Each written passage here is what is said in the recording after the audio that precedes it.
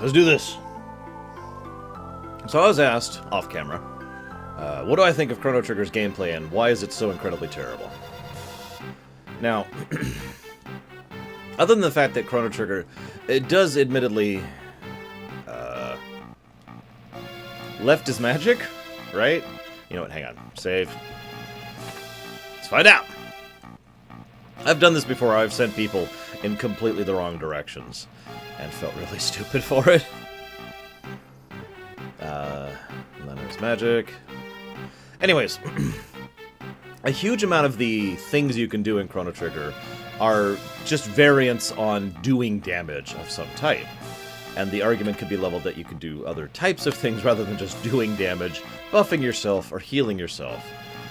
I admit if I had one complaint about Chrono Trigger's combat, it would be the lack of positioning. It's actually the same complaint I have about FF10-2's combat. In both Chrono Trigger and FF10-2, position, orientation of monsters and the characters does matter, but you have no direct control over it. Hang on, I need to change my equipment a little bit for this fight. There we go. But I'm trying to think how to phrase this. I mean, obviously the combat in Chrono Trigger doesn't bother me. In fact, I rather enjoy it. I think at least part of that is the fact that you can avoid so much of the combat. An absolutely enormous number of the encounters in Chrono Trigger you can completely bypass. Which I like. A lot, actually.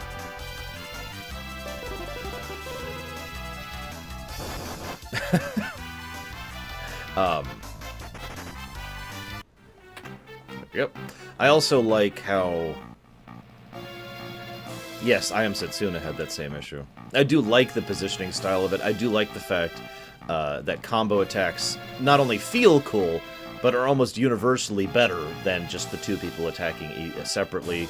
I love that there's a surprising amount of complexity into the damage formulas, although you would only know that if you really know the game, so that doesn't really something I could call as that. But as for adding on to that, one of the most interesting and difficult things to decide when it comes to setting up a combat system in any game ever is how to do anything at all that doesn't involve just doing damage, buffing, debuffing, and healing. It's actually two activities, really, when you think about it. Doing damage is a negative HP effect, healing is a positive HP effect, buffing is a positive status effect, and debuffing is a negative status effect. Almost all aspects of combat in virtually every game ever, let alone an RPG, can boil down to those two same things. And so trying to have something that's varied or different from that is unusual. Now, there's not actually a lot of status stuff in Chrono Trigger. Maybe it would have been more interesting if they added more than just being able to occasionally sleep some things. And I think Chrono Trigger suffers from the same problem that most games post-FF5 do, in the fact that you can't use status effects on a lot of bosses that you probably should be able to, but whatever. Will I stream the Tyranny expansion? Maybe, probably? Yeah? I mean, yes, is the answer. I don't know when. If anybody has been paying attention or has been observant, I haven't actually put anything up on the schedule after July. That's because I don't know what my schedule will be like after July. Until I do, so I've just been kind of leaving that in the air because I don't know what I'm going to be doing.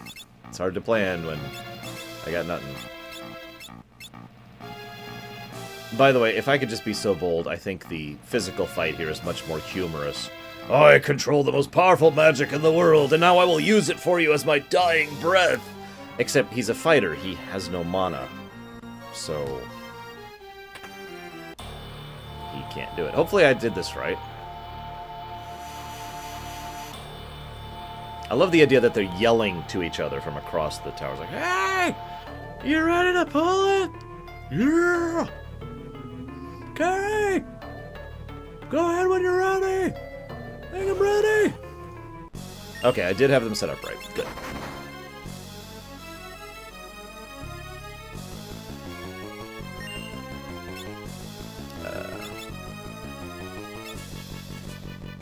I know, Gaia isn't a magic. That's why my Geomancer's over on this side.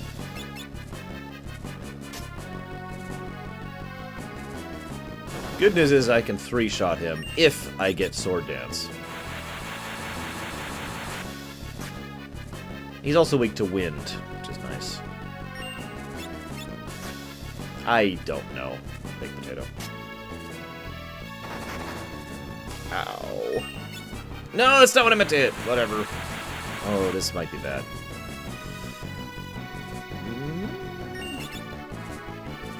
Hey, the worst possible thing I could do. Literally the worst action she could have taken there. Whatever.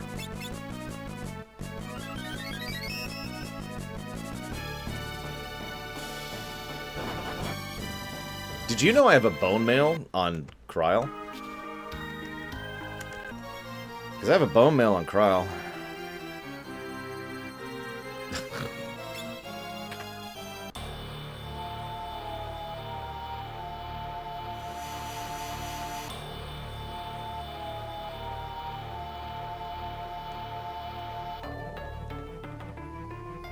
That's what, the 3rd time today? No, that's actually close to like the 10th time today that I have killed her.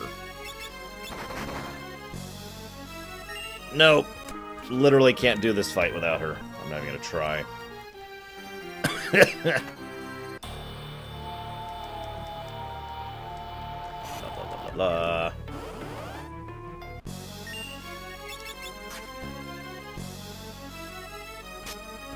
la. Hang on, Lex. I need to be paying attention for something. That's not gonna work, though, is it? I mean, it could.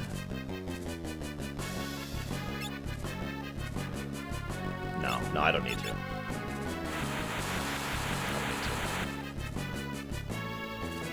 Hey, Who Girl. Ugh! Frickin'. Oh, come on! Alright, you know what? Fine. I will lose the defense in favor of being able to heal her. It's gonna literally half her defense. So he may just flat out one-shot her now.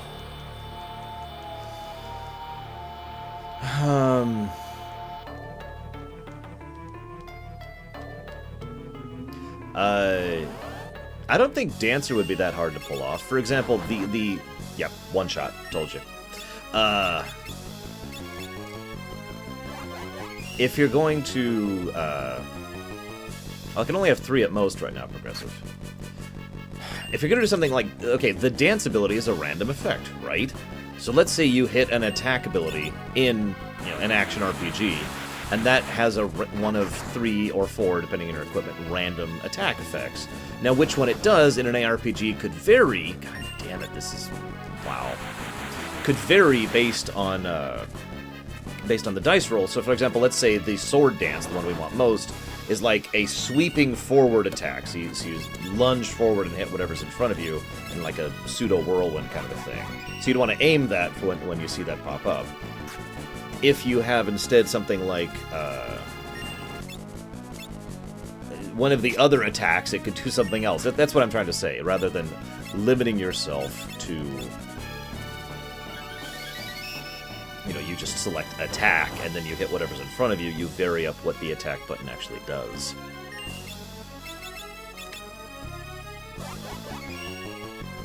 So I think an ARPG would work just fine for FF5. I don't think it would take work to translate, but I don't think that's an issue.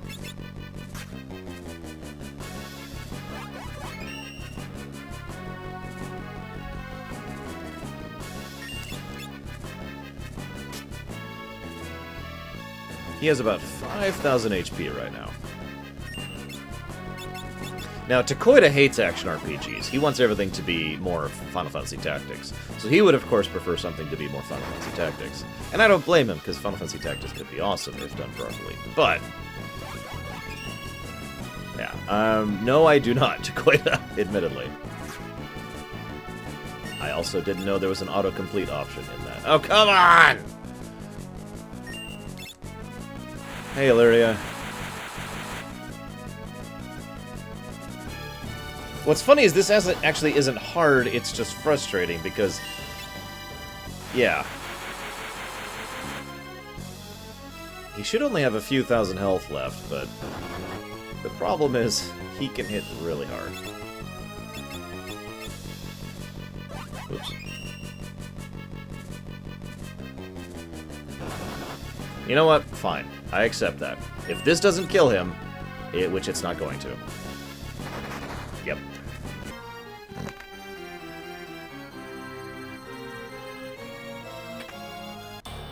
Oh, that's right. I wanted to change something else out. I just realized, so because of the fact that I no longer have the bone mail, there's actually no reason to have the protector ring on.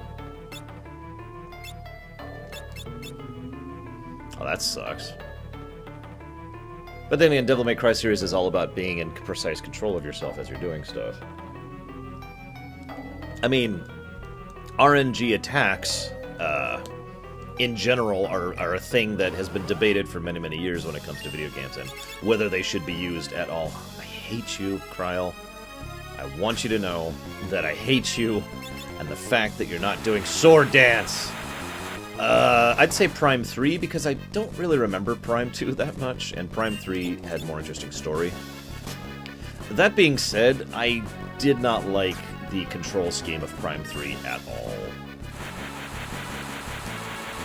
No, I left the Lamia's tiara on. I just got rid of the Protect Ring and switched it out for the Elven Mantle. That's the only equipment change I did.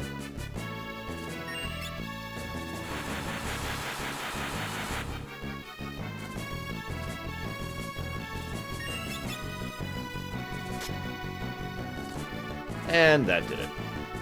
Yeah, I only needed to hit him 3 times. Not enough MP.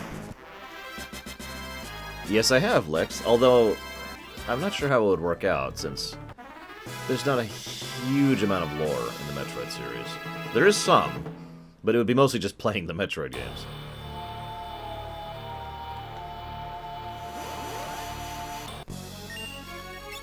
Okay.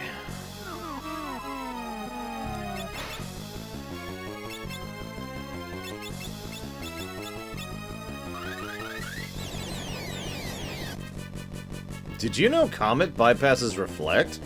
Because I didn't. God, I didn't save after this last fight either.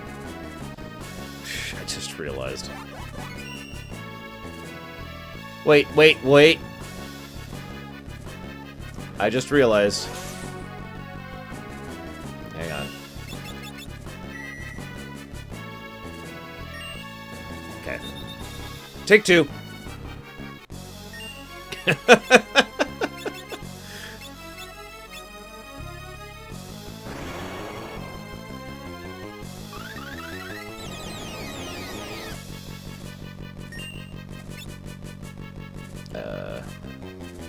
Is he weak to anything? I just realized I don't actually know. Nope. I mean, he's weak to wind, but that doesn't help.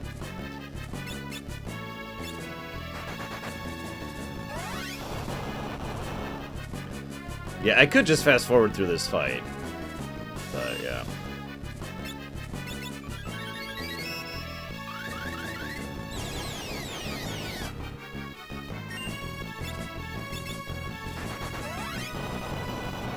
I thought he could reflect himself, or was reflected. Oh, well. Doesn't matter. Can I slow him? I can.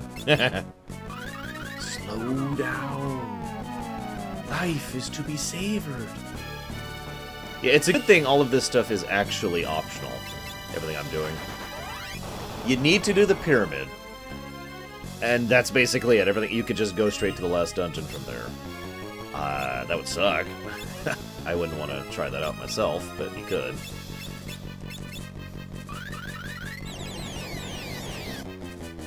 Oh, that's a good point. If you have reflect rings, you could probably do this as a melee. You just have to put the controller down and let him kill himself. Man, that would suck, though. Oh, that would take forever.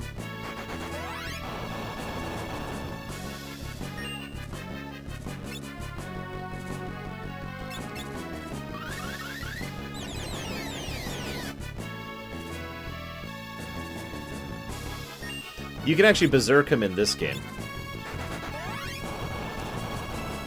You can berserk him and you can mute him, although mute lasts a really short period of time on this one. He has 30,000 MP. I don't think that's going to be an issue.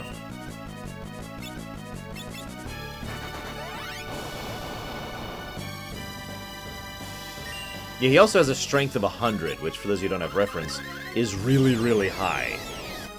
By contrast, he has a magic stat of 20.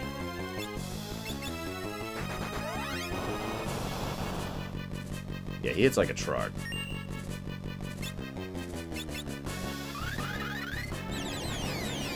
There's Osmos, but that's basically it. Hey, buddy. Well, I've had a couple of screw-ups so far, but we have continued going. Yeah, I haven't forgotten to get Osmos, I just haven't had the money to get Osmos yet, because I wanted to buy some other stuff first. Items. I need to remember where I can buy Ethers. I need to buy Ethers, Osmos, and Death. Otherwise, I'm kind of good to go. I also need levels. So today, we are going to be grinding. I hope you enjoy.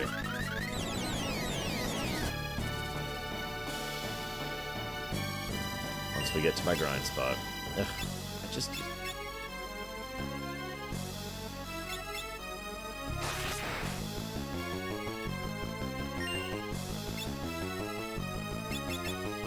Alright, new strategy.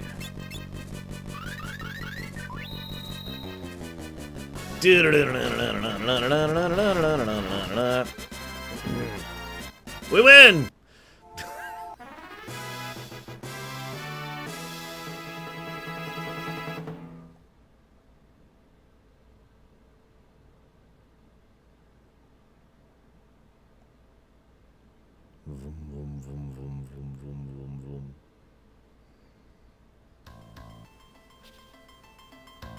Okay.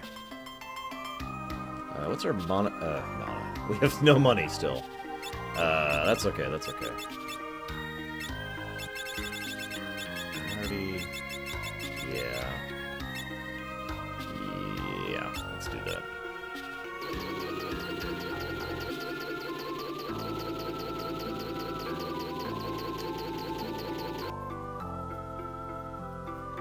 Come on.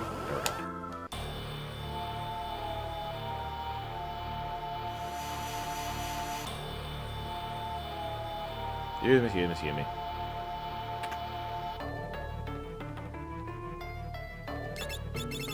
Okay. Let's get rid of those. Get rid of those. Get rid of that. Get rid of that. Get rid of that. Get rid of that.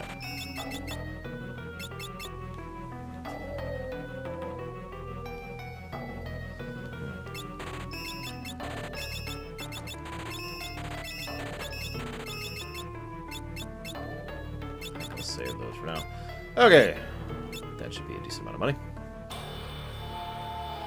Probably Lex.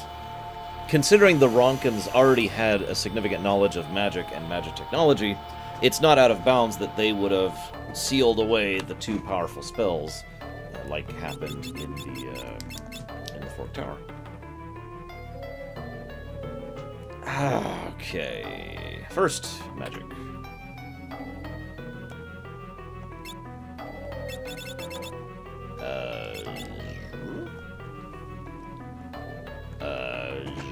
Okay.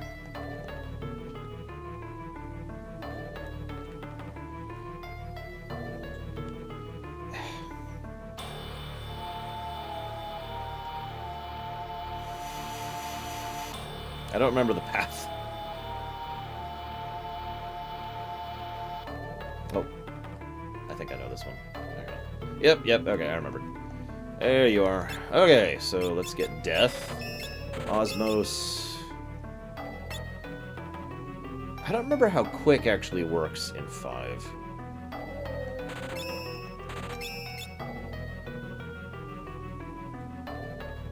I really don't. What was the other thing I was going to buy here? I mean, I know I need ethers. Do they sell ethers here?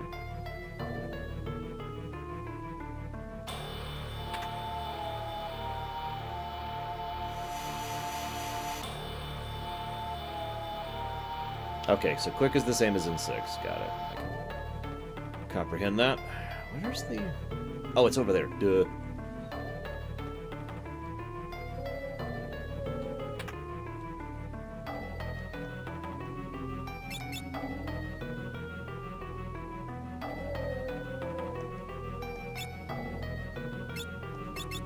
Restart those.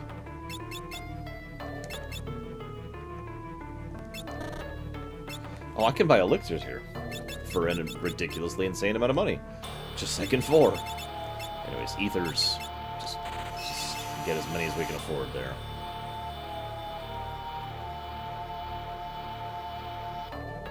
Whether 7 is the best one or not is a matter of significant debate.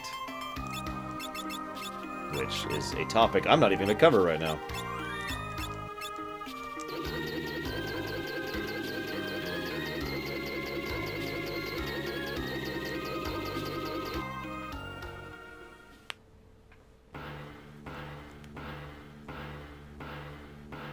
I like the idea that Sid and Mid have been stuck down here X amount of time ever since the upheaval.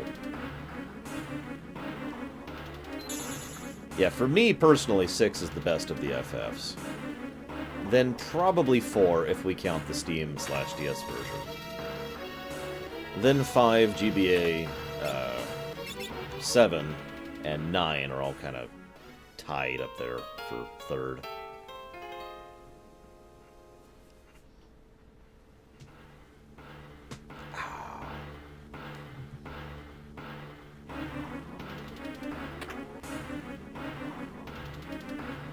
But yeah, some people think 8 is the best, some people think 10 is the best, some people think 1 is the best. I have pretty much heard it all at this point in my life.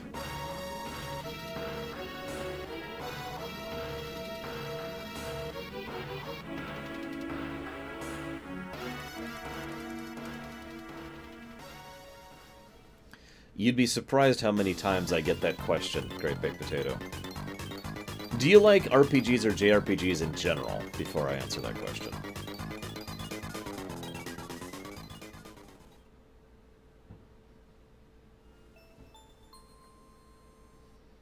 Yeah, it is very much like the Trek films. It's a good parallel.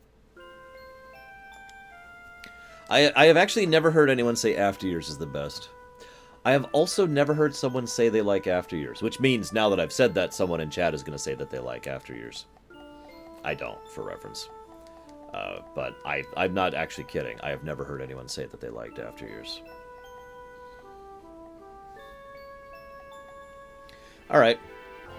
Well, I recommend you pick up specifically the Steam version of Final Fantasy IV, because that is based on the best version, which is the DS version, and it also includes an easy mode, which for the first times means FF4 DS is more accessible to people who are new to the series.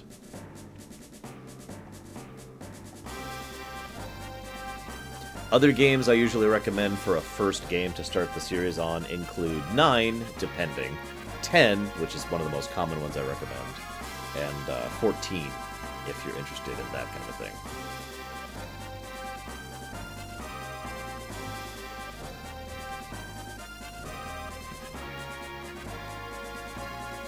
Hey, I'm one of the people who really enjoyed playing FF10 too. Mostly with the skip cutscene button, but still.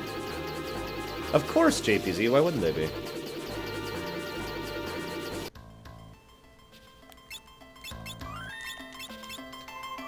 Alright. I don't disagree, Freeze Frame, but even on its own right, I think 9 stands out pretty decently, even if you don't know the rest of it, as a good intro. Whoops, I'm in the wrong bay. I'm supposed to be on the east side of those islands. There we go. Not to jump in on your discussion, Tigzar, but another example of what you're talking about is Mega Man. You always have the default Buster, after all.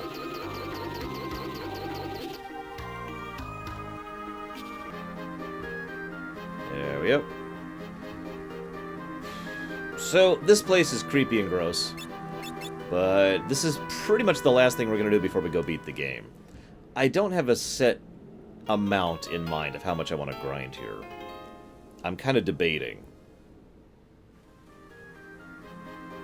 The last dungeon of FF5 is basically a boss rush. It's like difficult enemies, boss, difficult enemies, boss, difficult enemies, boss. There's like 12, I think, bosses in FF5's last dungeon, and it's pretty rough. So, we'll do the best we can here. Hey, Roxamus. Damn it.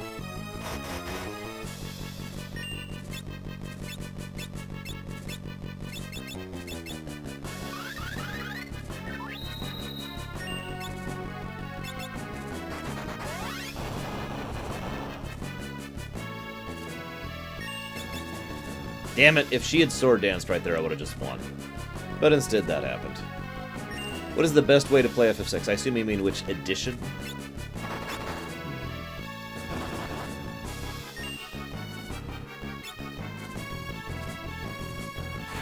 Oh yeah, I got this from Samus. Which is funny, because I had a hell of a time with X-Death earlier. He was a huge brick wall for me. 9 does have its minuses, let's be 100% clear about that, but I still think 9 is a good standalone game, even if you're not into the other FFs, and I also think 9 is fantastic. So, okay. In my opinion, the GBA version of FF6 is the definitively best version of the game, and I really can't find any argument against that, personally. While the audio is certainly not the greatest, it fixes a lot of bugs for good and for bad. It has the best translation by a huge margin, and it includes additional content, some of which is lore, some of which is not. For, sort of, because of the fact that it's the PC version, I kind of rushed to save, so I didn't actually keep my save back there. Also, I can't really control when that happens. I can't make him zombie 3 people. I did talk about it at the beginning of the day, though. Oh yeah, by the way, everything down here is just gross. Just gross. Everything down here is gross, so... Yeah, they're attacking me with digestive acid, if you didn't catch that. Come on. I haven't saved in a bit. Let's go. I'm basically trying to reach a specific room in this place. And when I do, we'll be a lot better.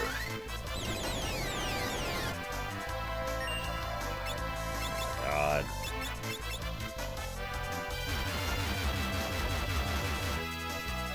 Anyway, so to continue my earlier thoughts, Final Fantasy VI Advance is just the best version of the game for playing normally. Now, that being said, if you want to do challenge runs or speed runs, you should probably play the SNES version, because the SNES version is easier to control, basically. There's more glitches, and there's more things that you can... The timing of certain effects is different, the way the battle combat ATB system works is different. In other words, there's more you can do with it, mostly because it's worse designed. Also, the SNES version has the best music. The PS1 version is the worst version in every way, shape, and form. If you can't get a hold of the GBA version, and I feel like I've said this like 5 times the last 2 days, then you can just go and get the Steam version or the phone version, which, while I would never call them good, are at least functional, and do at least contain the... Geomancer, do at least contain the good dialogue, so for all the flaws, you can at least enjoy the proper game. So, of all the monsters in here, the upper right one there is the one that's the grossest to me. Like, its stomach is just, it's kind of open, and bile is coming out of its mouth, pooling around and into its open stomach.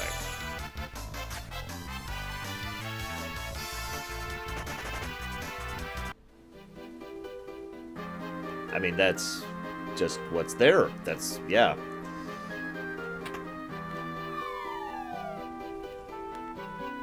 Oh god, PS1 Chrono Trigger is the worst. Well, that's not true. FF5 PS1 is probably the worst of the PS1 versions, in my opinion.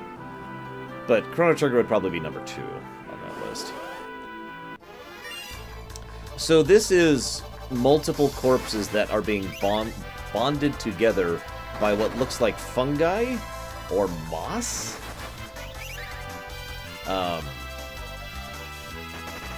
Which I'm pretty sure is the actual monster there is the moss, not the skeletons.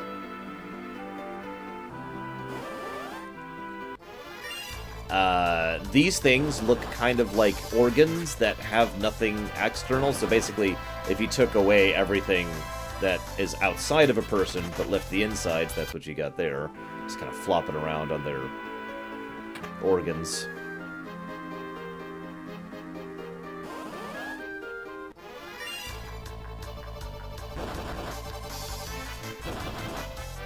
Why does a mushroom go to a party?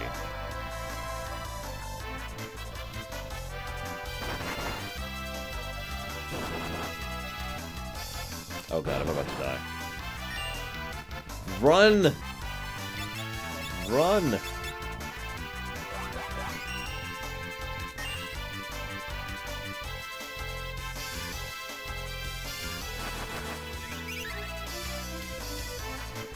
Run?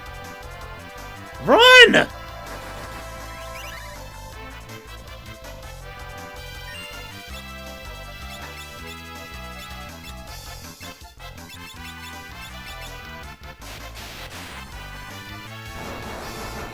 Bahamut, would you kill these things, please, so I can run? Oh my god, that didn't even kill it. That didn't even kill it. Leviathan! Leviathan! Oh, thank God.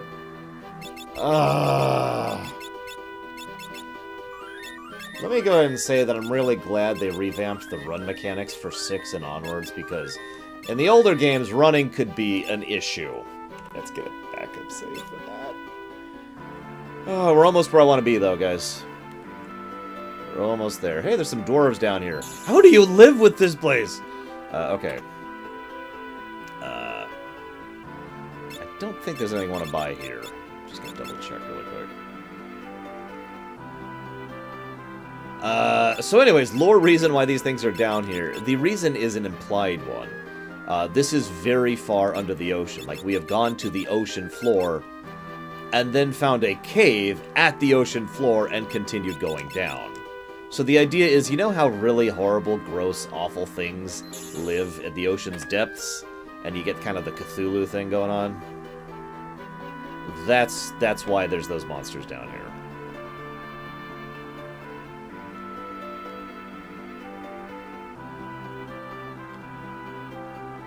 Only 5 people left in the Great Dwarven Kingdom.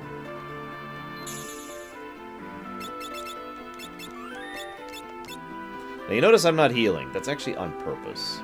Because of the fact that I'm a moron, apparently? Because I'm a moron.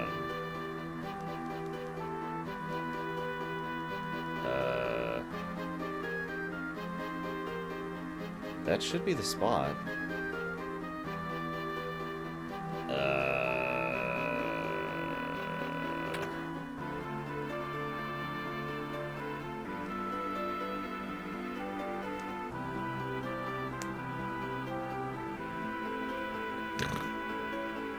Well, I won't be watching you live because I'll be streaming Telltale, probably, but I hope you have fun with that. And I hope the announcement's worth a damn, even though they've kind of been backpedaling on that lately.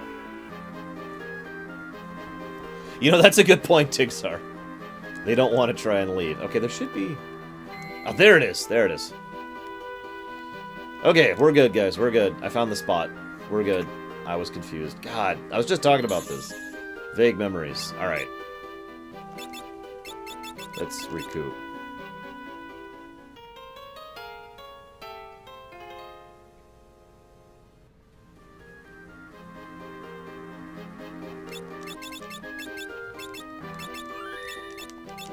Okay, so...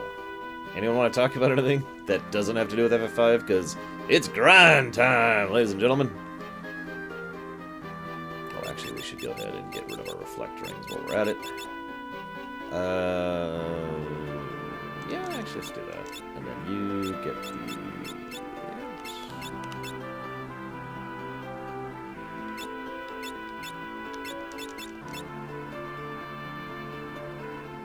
I am reasonably excited about Star Wars. I will be a lot more excited when we're actually getting to the point where it's coming out. Right now, I'm just like... Okay, so... This is my leveling method right here, by the way. You have to go to the waterfall, get the magic lamp, and then you come to this exact room, and you use the magic lamp. Now, here's how the magic lamp works. The first time you use it, it summons Bahamut. Whoosh. The second time you use it, it summons Leviathan. Third time you use it...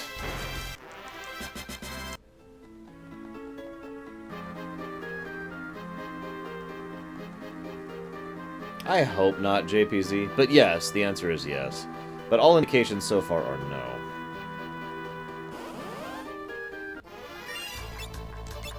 The third time you use it, it summons Odin.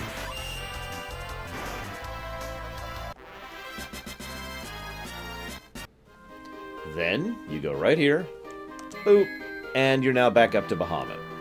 This is not exactly the best Exp, JP, and Gil in the game, but the reason this is so useful, the reason this is the best leveling spot, in my opinion, in the game, is because every class except for Berserkers can do this.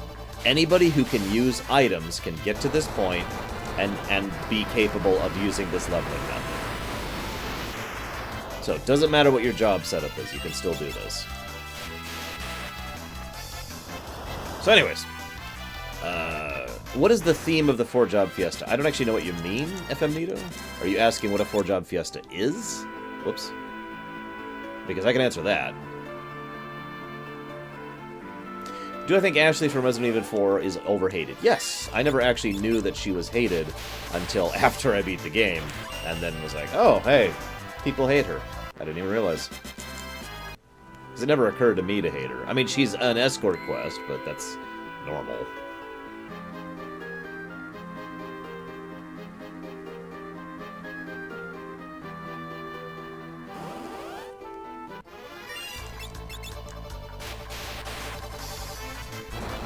Stretch.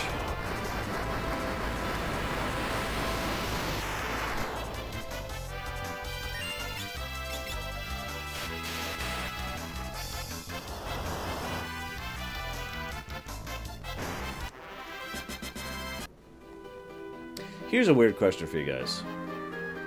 Do any of you legitimately think that mandatory grind is a good thing?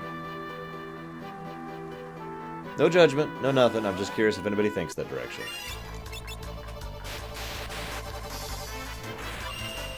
Oh, by the way, if you summon past Odin, it's Sildra is next, and then I believe Titan. And after that, it gets to, like, Ifrit, and Shiva, and Ramu, and other weaker summons. And after a while, you just start summoning really, really crap summons that do, like, 200 damage.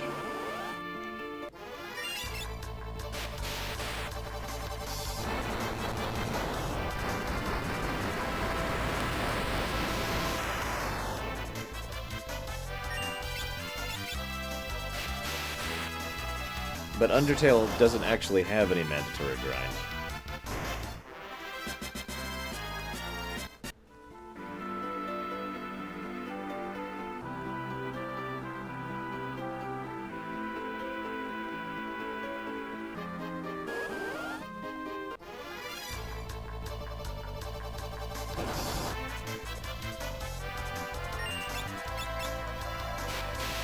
Oh, I guess if you do the genocide route, you do have to grind.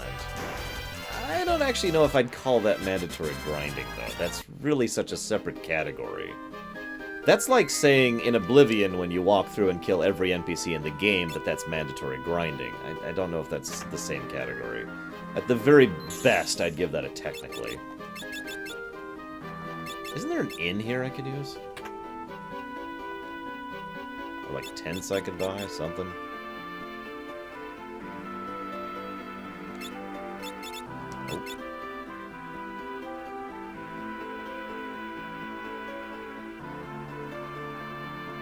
Well, that's not mandatory, Django, because there's always ways around that, as many, many speedrunners and challenge runners can attest to. I mean, people have beat FF6 at level 9. Just to use one I know off the top of my head. I have beaten Chrono Trigger with Chrono at level 1 and everyone else at an average level of 13. I mean, yeah.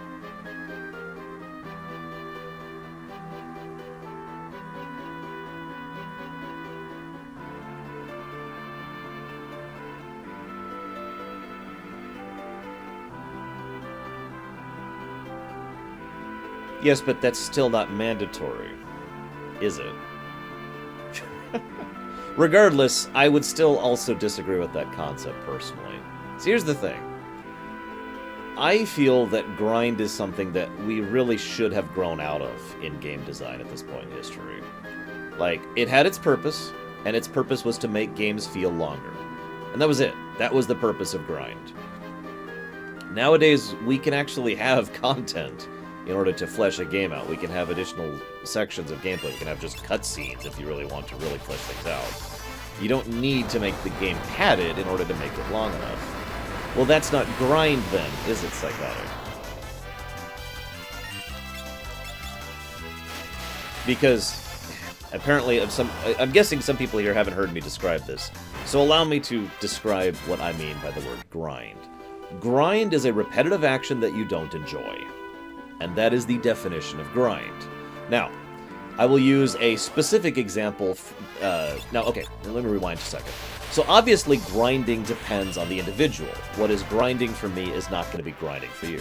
Now, I would call what I'm doing right now grinding, because I don't actually enjoy doing this. I don't want to do this. If I could, I'd just go to the end game and try to beat my way through it, but I honestly don't think I have the levels or the guild or anything to actually do this. So, this is therefore grind, and the only reason I'm even really putting up with this is because I'm streaming it and I get to chat with you guys while doing it. Okay? You with me so far? To use a contrary example, I actually enjoy leveling in several other of the FFs, not the least of which being FF7 and FF6. In fact, I actually, on a normal playthrough, I tend to enjoy, when I'm not racing through as quickly as possible, I tend to enjoy leveling in FF5 as well, because I like the job system. So that would be leveling, not grinding.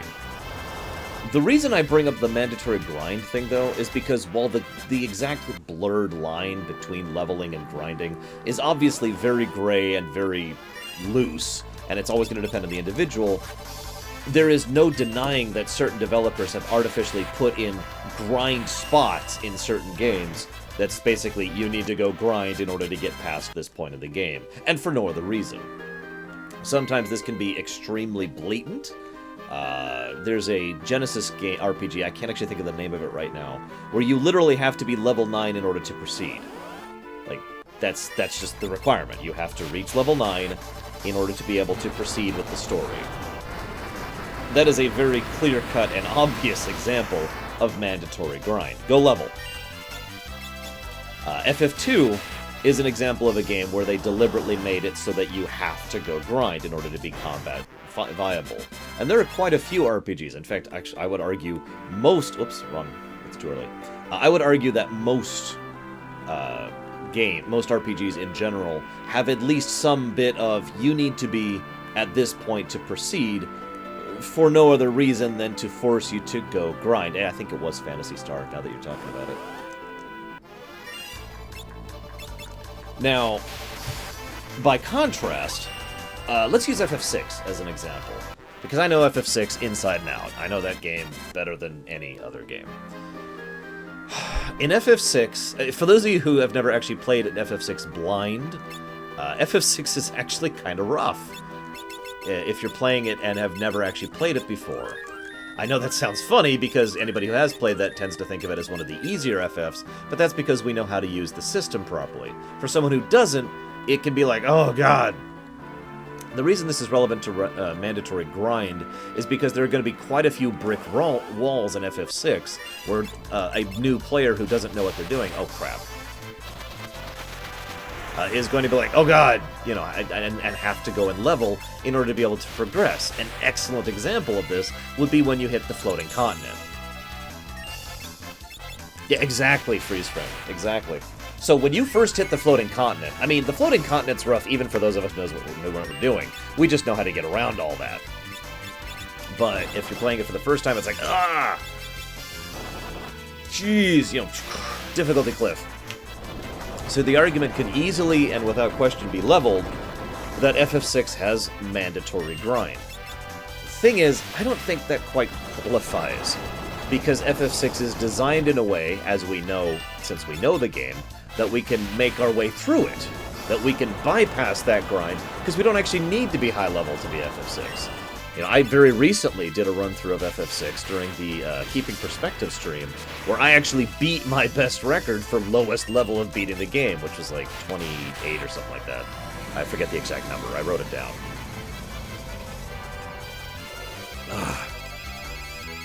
Now, I'm not trying to praise FF6 here. Lord knows I could do that any day of the week. I don't really need an excuse to praise FF6. But my reason being, there's a difference in mentality between FF6 and the difficulty spikes and Phantasy Star or Final Fantasy II or hell, a dozen other games I could think of where you have to go and grind and, okay, I'm down to the chocobo, it's time to run. Time to run. Where you can just go and where you have to level to progress. There's no alternate leveling, there's no alternate path of progression, there's no unique tactics you can use. And I'm not talking about glitches, by the way. I'm not referring to when you can glitch your way around something, although that is something that could be considered. Let me use another example of this. I love the Dragon Quest series, but in many of the Dragon Quests, leveling is pretty much mandatory, because you don't have a lot of options for dealing with enemies other than having more HP and hitting harder. You know, that's really what it boils down to. So you have to go level in a Dragon Quest game. In a Kingdom Hearts game, I know this is a weird example, but just hear me out. In a Kingdom Hearts game, you could go level, but you don't actually have to, because there's ways built into the game around having to do more damage or having to have more health. And that, I think, is the thing that needs to be highlighted when it comes to mandatory grind. You know, whether or not you have to go level or grind, you know, whatever you define it as, built into the game. I also, this is just my opinion, I personally think that we're at a point in history where too many people just associate RPGs with grinding or leveling, and therefore are just like, yep, it's normal. Someone in chat earlier, I think it was Press V, just mentioned how it's pretty much player reflex at this point in time to be like, oh, I had trouble with that boss, I'm just going to go level for a bit, you know?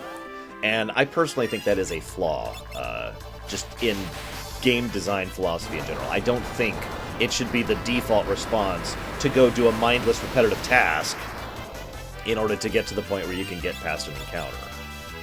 I think that is mostly an artifact of how RPGs have been designed from the 80s forward.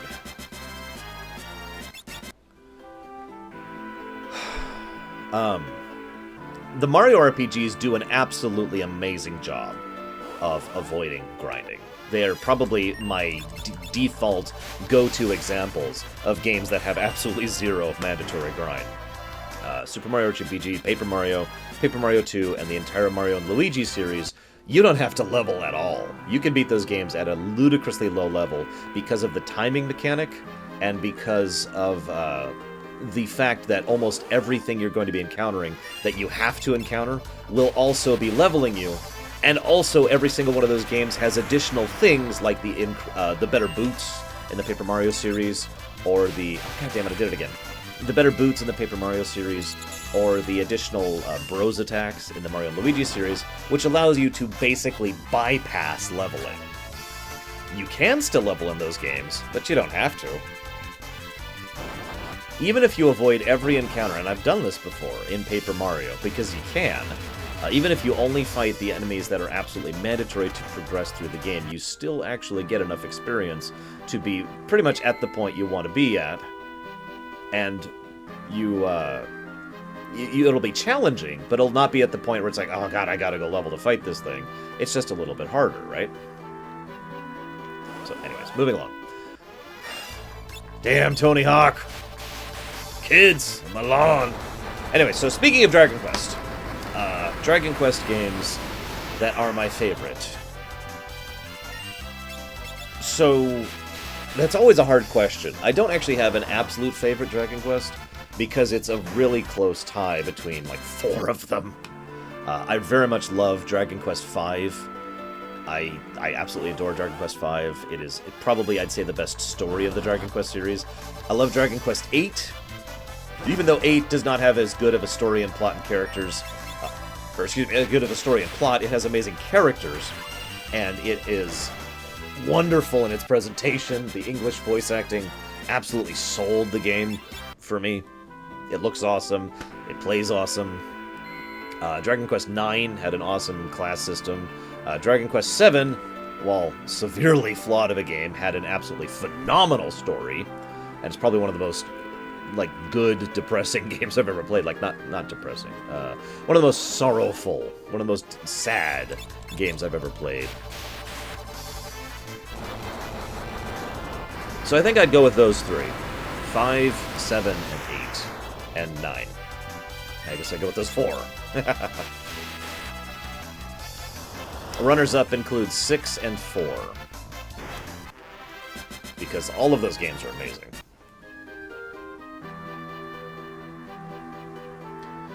Absolutely, Lex. Without question and without hesitation. Not the least of which being that they're a little easier to get a hold of.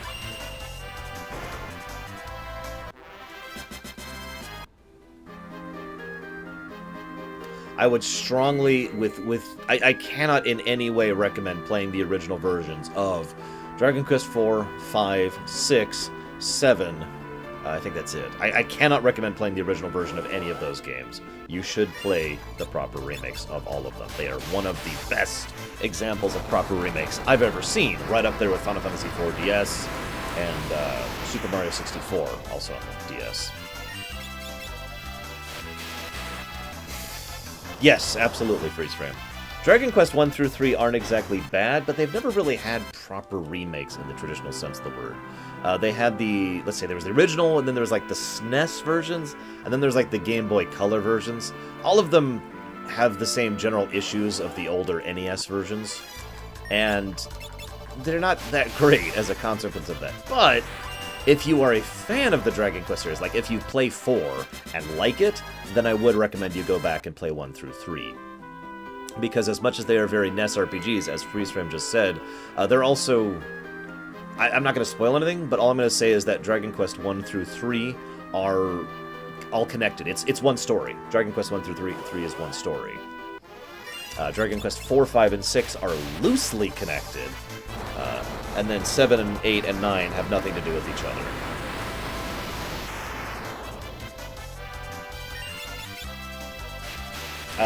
It absolutely has been answered in the low run, JPZ. However, I think it was terrible. As you might imagine. I'm not sure I know anybody who doesn't think it was terrible.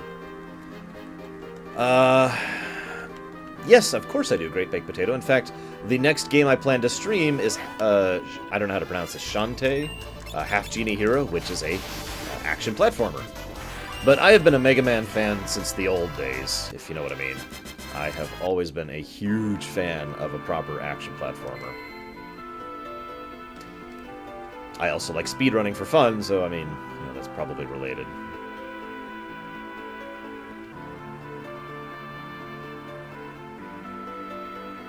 I don't know, Fiendish. And that's my legitimate answer to that. I don't actually know Japanese culture well enough to answer why it is that the Japanese storytelling style would lend itself more towards the, the linear, predetermined characterization and story, as opposed to the Western RPG format, which tends to be more open and allow more player character options. And more open world segment. I actually have a very strong feeling, though. This is just... So, I mean, you did ask me the question. So the real answer is, I don't know. Here's my opinion, though. I think what happened is we came out with Dragon Quest 1. And there was a gentleman who played that game, and I don't remember his name because I'm actually really tired right now and really out of it. But there was a gentleman who watched that game and said, oh my god. Like... Well, you can also say the same about certain other previous FFs, SJ. Hear me out, okay? Before you all jump down my throat. I've got a sore throat right now. I don't need anybody jumping down it. Here's the thing. I think... So he saw Dragon Quest 1 and said, well, this is awesome. I've actually seen this interview where he talked about how he was like, oh my god, you know, this is a phenomenal way to tell a story. And I know this is going to sound really crazy here in 2017, but back in 1981 and 1982, the very idea of telling a story, actually I think it was 84, sorry, I forget the year, you know, early 80s, the very idea of using a video game as a medium of storytelling was kind of new. And people looked at that and were just like, huh? You can use a video game to tell a story? And so we got a game called Mother. Now, I've actually talked about this before. It is hard to underestimate the impact that Mother had on the very concept of JRPGs. Because as much as Dragon Quest got there first, and Final Fantasy I got there first, Mother was made with the specific and deliberate intent of being a story-focused RPG, which was the first time that had basically been done. It was the initiator. For those of you who don't know what Mother is, that is the prequel / first game of the Earthbound series, sometimes called Earthbound Zero or Earthbound Origins or whatever here over in the West. So a lot of people saw that game, and then everything else exploded as a consequence of it. And so a lot of JRPGs effectively tried to emulate that overall approach to storytelling and that approach to game design.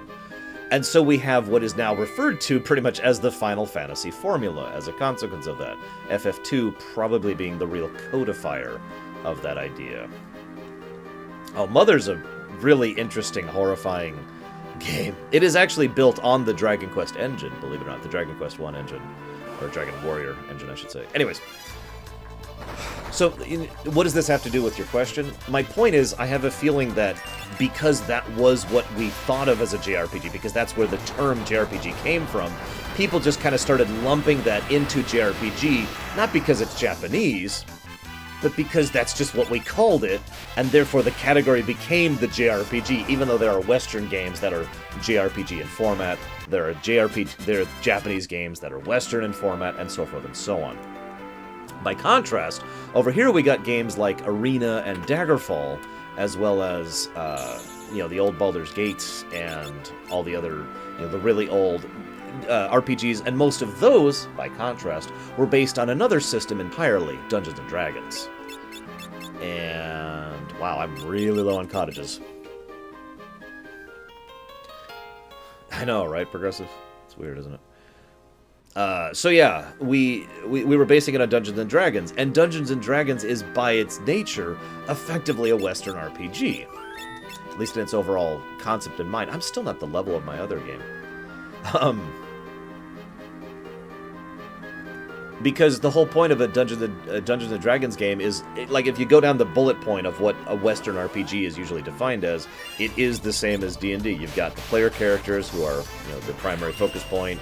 You've got a relatively free-roaming environment, side quests, all of this other random stuff you can do is all Western RPG style. So, of course, a lot of the initial RPGs that were being made over here in the States were designed based on Dungeons & Dragons, hence that leading to that becoming the norm over here.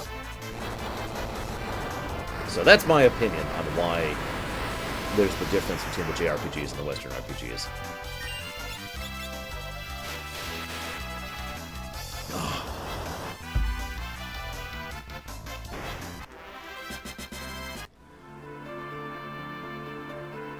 I just did Leviathan, right? I think I did.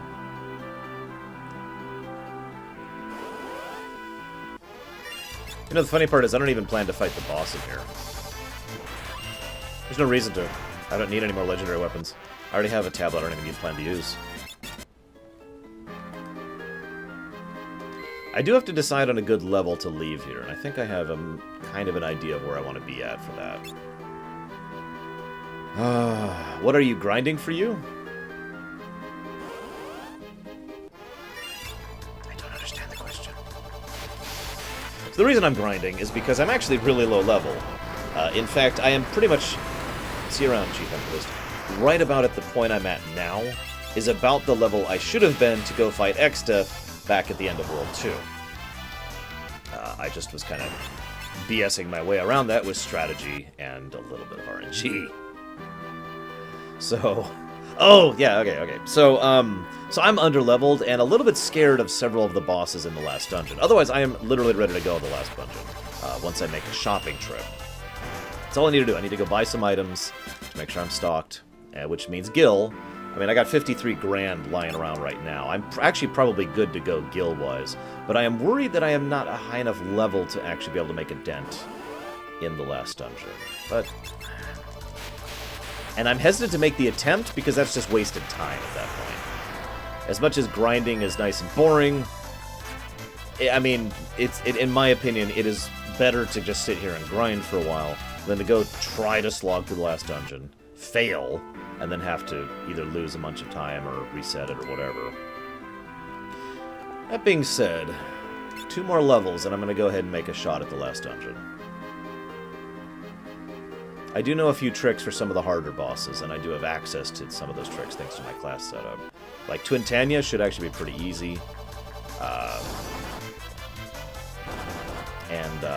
What's his one name? Catastrophe or whatever? The big eyeball guy, I know exactly how to get around him. He's gonna be a joke.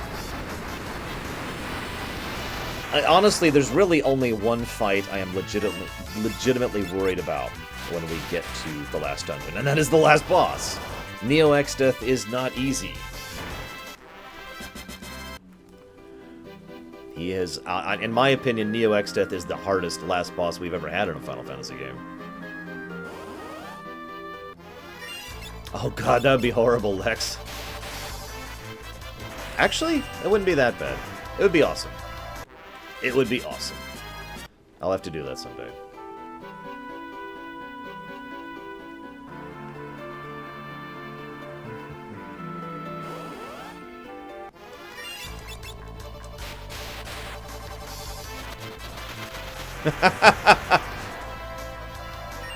Mr. Underdeath. I like it. So why do I hate PvP in WoW? Actually, PvP in WoW is probably some of the most tolerable PvP for me personally. Probably because I know WoW very, very well. And I'm actually good at a few of the classes I play. Like 3 of them. But the reason I don't like PvP in WoW is the same reason I don't like PvP in general, which is a much more complicated topic. It boils down to the fact that there's only 3 possibilities when it comes to PvP. The extremely likely, the less likely, or the extremely unlikely. And of those 3, the only one that is a positive in any way, shape, and form is the extremely unlikely. So statistically speaking, if I'm PvPing, I am not having fun.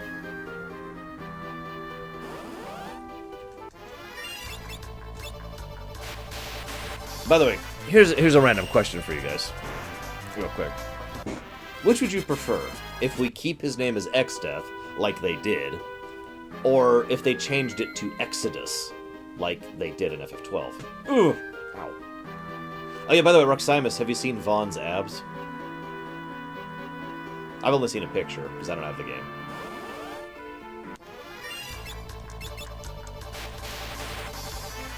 Wait, who would Smith be? I do, in fact, have the PvP mounts. What you want to do is you want to get up basically every day, and or at some point in the day, and look on the Broken Shore. There's these towers that are PvP quests. I put that in quote-unquotes because I have encountered PvP players a grand total of 2 times. I can remember both incidents of when that happened. Normally, you're just going to be fighting NPCs there, and they are world quests. Now, they can give all sorts of stuff. Including, of course, honor, which is the main thing you want. However,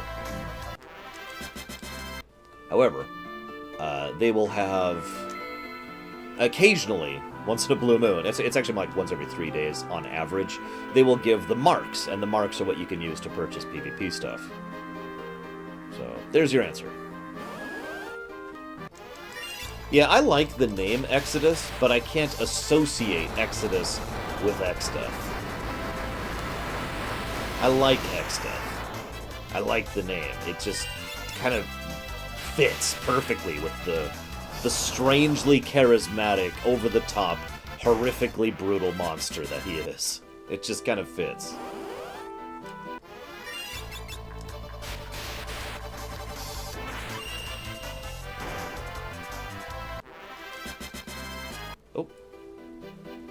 One more level. One more level, guys.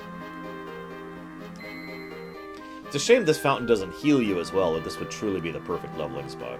You need to come in here with supplies, because nothing in here will heal you. There's no inn that I'm aware of, so you have to go through tents. And yeah. If those are the ones that require raiding, then you're screwed. You're gonna have to go do raided stuff in order to get that.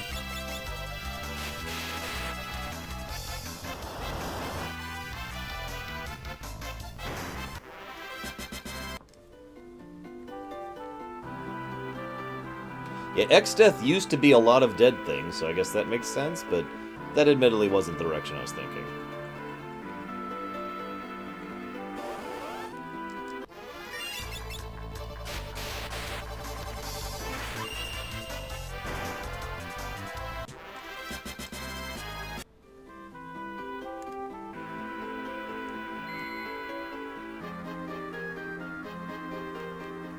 Especially if the rumors are true, FM Nito. For those of you not aware, there is a rumor, asterisk, that being able to unlock the artifact appearances is going to go away once the next expansion comes out.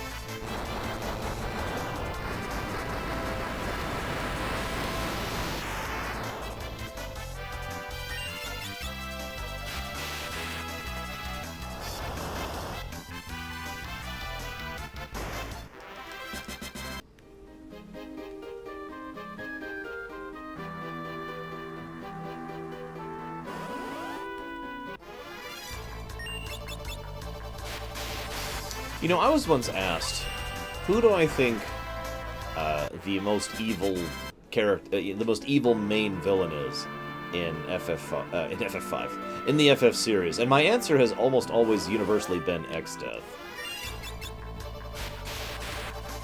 I'm actually kind of God damn it, I did it again.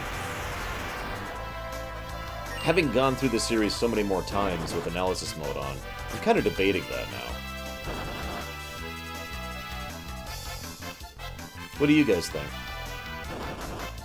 As I try to run the next 7 years.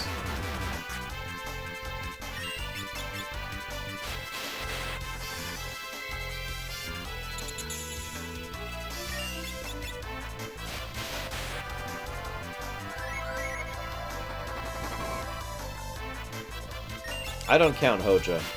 Like I said, main villain, which means Sephiroth would be FF7's main villain.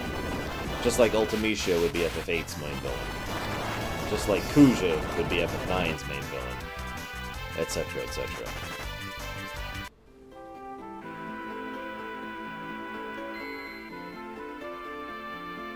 Yeah, see, that's actually kind of my point, Ruximus.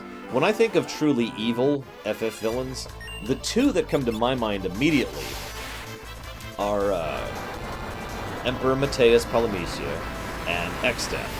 Because both of those are, you know, there's no, like, tragic backstory, there's no better understanding, there's no reason why they are the way they are. They're just evil bastards.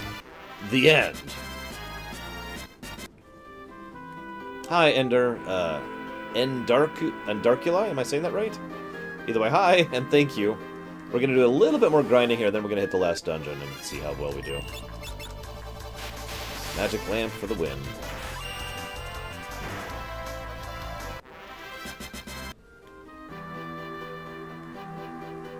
I wouldn't say Kefka, of course, but I've already given literal essays on Kefka. I don't think I need to retread that ground.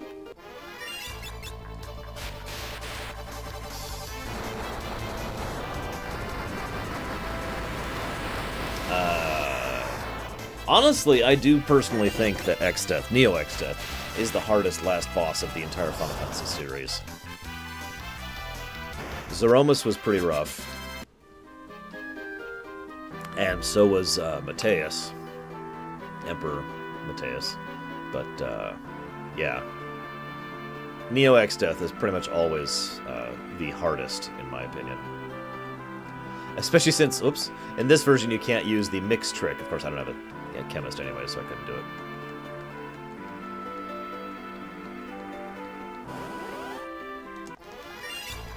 That's true. Mateus was just a guy. X-Death at least, was a giant amalgamation of horrific evil from across two worlds. I mean, yeah. I mean, I know it's technically one world, but whatever. A whole world. A whole new world with you. So the most Mary Sue character ever is the main character in that Harry Potter fanfiction I can never think of the name of.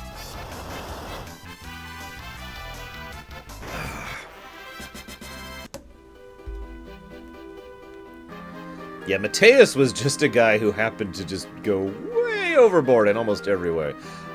When I go back through the Final Fantasy lore run, My Immortal, that was it. When I get back to the Final Fantasy Marathon, I want to discuss Mateus even more when we get to that section. Because I feel like there's actually some additional stuff to discuss about Mateus that I don't actually remember if I talked about back then. 30! Let's do it! Let's get out of here. Hey, Winterion. It's endgame time. Let's see how we do. Wish me luck. I'm actually I'm gonna do a save state down here. In fact, I'm gonna do all the save states down here in case I decide to come back and level. That way I can just go straight back to it. I also consider Dawn of Souls to be canon. I'm not even sure why it wouldn't. Yeah, the Dissidia really added a lot to his character. Not that that was hard. All I'm going to say right now is that I think there's a lot more parallels between Emperor Mateus, and Furion than I originally thought. Why Ultimecia? Awesome, Quintarian. That's super awesome. Yes, that is a submarine, which is also a ship, which is also an airship. Yeah, exactly, Lex. He was just a guy who grinded, because that's the rules of FF2. But anyways, I'll get to that when we go through that. Actually, I liked playing as Mateus in Dissidia. His playstyle was really awesome. Is this what I want? I guess it doesn't matter. No, it isn't what I want. I need to go... God, wake up, Laura. Not been having a good time sleeping lately. Okay. So I'm not doing Phoenix Caves. I don't need that. I don't really need any other legendary weapons. Yes, this is GBA. We are doing the best version of FF5. Unlike the FF6 version, which is at least debatable, in my opinion, there's absolutely no debating that this is the best version of FF5. Like, definitively. FF6, at least, there's some things about the SNES version that are better. Have I seen Logan? Yes. Do I think it's canon to the main cinematic universe? Yes. And apparently the Interdimensional Rift is in FF14. Oh, I think I have heard about that, actually, now that you're referencing it. Oh, I wanted to be back here. I'm buying ethers. Whole reason I came here. One of these days I'll play FF14, I swear, guys. 70 ethers. I sure hope that's enough. Shoot, I wanted to do... Hang on.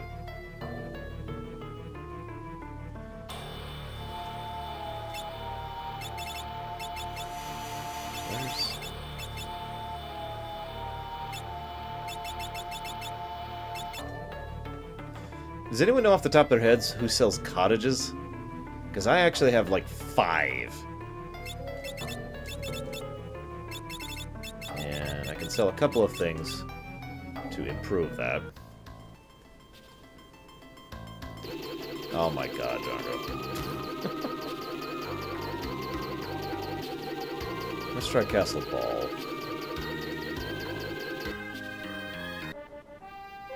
Oh, Moor. I know where Moor is. Sorry, I like this song. What do you want from me? Of course, I like almost all the music in FF5. Yes, to both questions, Lex. One of the things that I love doing, just as entertainment, is I like to think about what I would do if I was given the reins and allowed to do a proper remake of a game. But it's not like... See you around, Press V. It's not like... It's like, oh, I want to make Bob show up. It's hard to summarize the changes because what I want to change is 50,000 things. You know what I mean? We were actually talking about that earlier, Ruximus. I was actually referencing...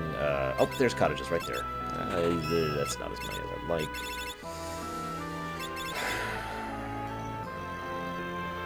Are these worth anything? Yes. I just hate throwing away dark matters, but it's not like they're useful anymore. Hey, free 7694, what's up? That, get back to that. I think I'll keep the rest of that. Alright, cottages. There we go. Much better. So, I want your opinion on something, Ruximus, because you have an opinion, and it's terrible, and that's why I want to. What if you hit an attack button? That's the wrong thing. Let's say you used an ability in, say, Birth by Sleep. We'll use that specific system. And as you use that ability, one of, 4 relatively random things happen, but you have a chance to notice. Like, you use it, then it's like, you do a pose, and, a little bit of text pops up saying, you're doing this attack! And so you have a second to aim yourself. To, one of these attacks would be swoosh forward. One of them would be over to the side, and one of them would be like a thing like this. Something like that, right? So you have a chance to accommodate, but you don't actually choose what the attack is when it's selected. What do you think of that idea?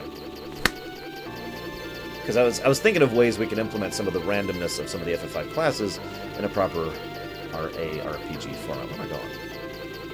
Right over here? No.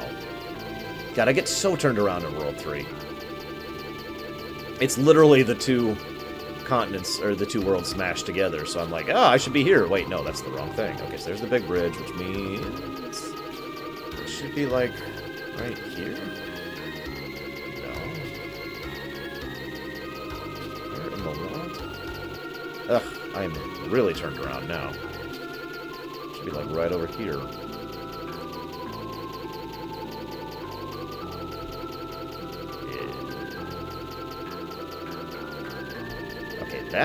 It should be right here. And it is!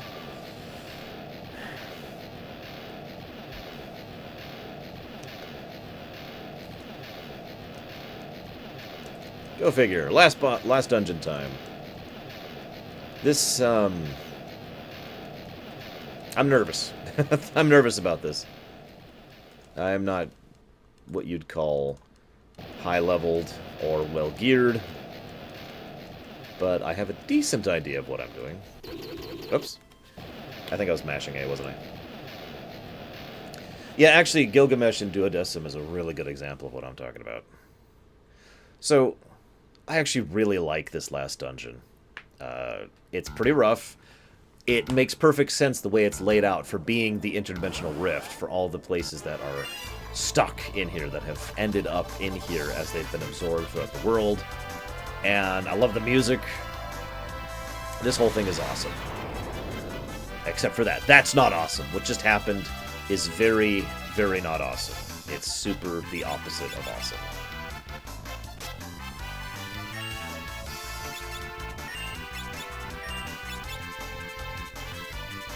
Yeah, Illyria. By the way, this is one of the other leveling spots that some people I know like to use. The land crawlers right here. There's a couple of things you can do to kill them relatively quickly and easily. I think these are actually better exp than the things in the trench. The catch is you can't do this with anything for free like you can in the trench. Which, like I said, is why I prefer that one. So, yeah, that was terrible. I'm just going to bail. I'm just going to straight up bail on that. Let's go recover. Yes, we're in the last dungeon, JPZ. That's where we're at. Oh my god, this fruit fly! Hang on, let me mute it so you don't hear me.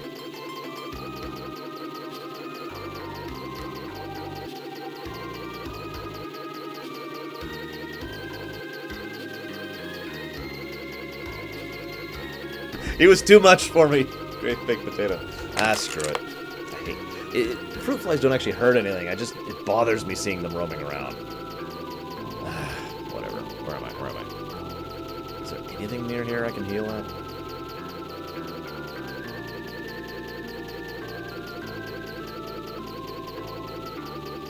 Anything.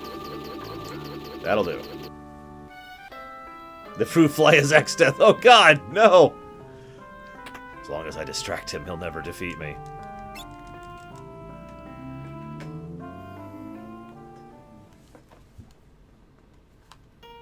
Well, the point is that some job abilities in FF5 are pretty random. In fact, I can think of 3 right off the top of my head. Geomancers, Dancers, and Berserkers are outside of player control. Got him! Wait, no, I didn't. I didn't get him. No! Why, X-Death? Why? What was I saying? So I guess the question then, as designers, would be, do we continue to have the random because the original had the random, or do we destroy the random in favor of player construction? Keep in mind, I tend to prefer... I don't agree with the idea of doing something just because, you know, someone else did it. Oh, if it was a mosquito, this stream would be stopping and I would be going and dealing with it. That's non-negotiable. Mosquitoes are not tolerated. But anyways, so, you know, I'm not saying we should make everything random just because the original was random. But, at the same time, we do need to decide if we're changing it and why and how and all the other decisions that need to be made with regards to that. Which is just, but did I just why?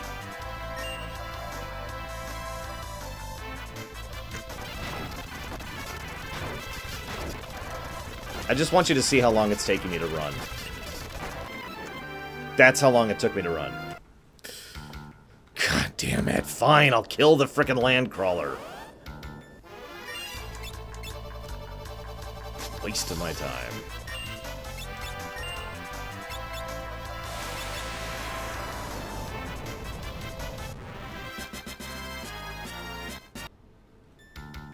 Oh yeah, I just remembered that one of the tricks you can do to kill those is to bring a Geomancer. No, I'm serious, I just remembered that, because it's pretty consistent. So if you have a Geomancer in your party, this is a really good leveling spot. I actually forgot about that. Yeah, I need to run away. He's too strong. He's too strong. So I haven't played the remaster, but I did play the IZGS version, of course. I streamed it and everything. How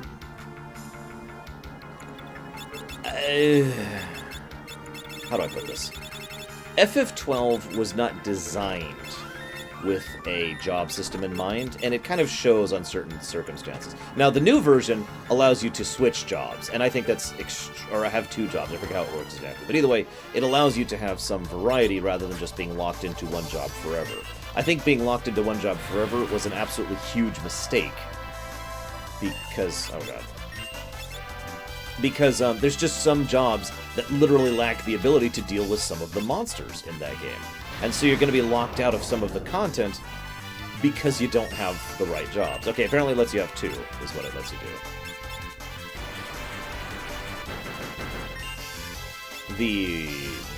The what, Roxanus? I guess I should be trying to run this whole time. Just in case. Oh, come on!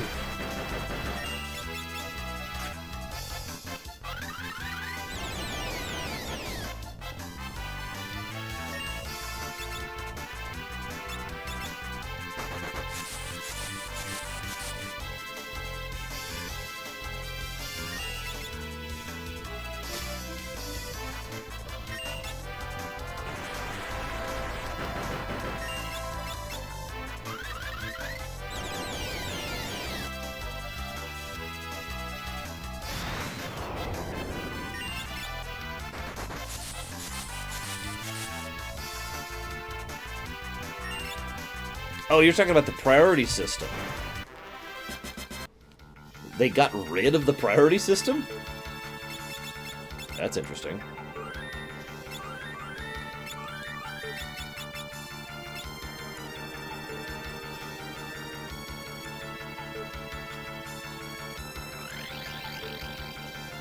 we could all attack you right now at once, but we're going to fight you one by one, because this is a Mega Man game.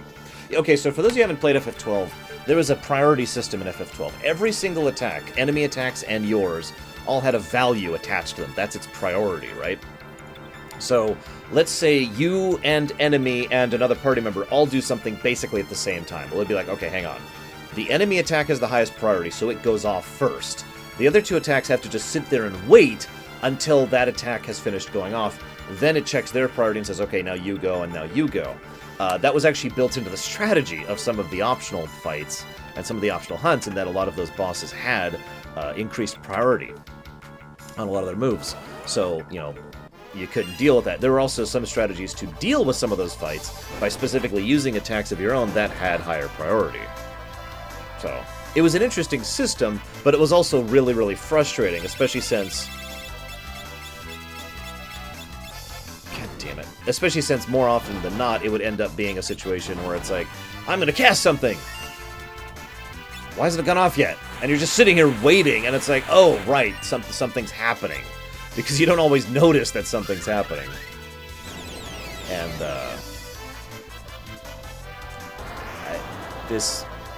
wow. Please run! Why won't you run? Why won't you run? What is wrong with this game? Next 4-Jump Fiesta, I'm just picking Thief. I don't even care. It's just happening. So anyways. Oh my god.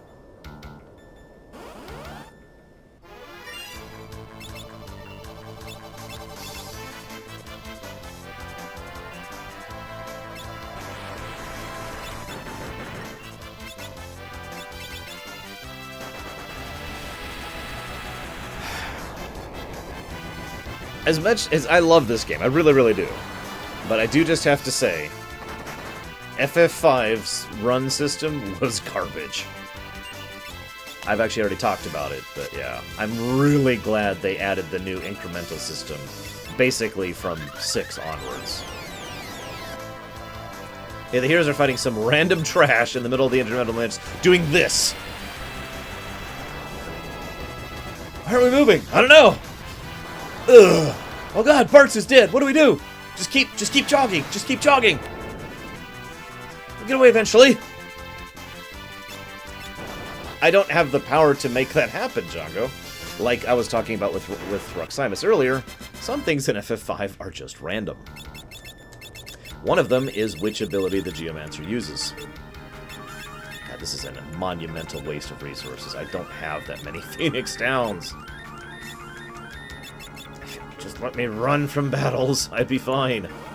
I could deal with the bosses.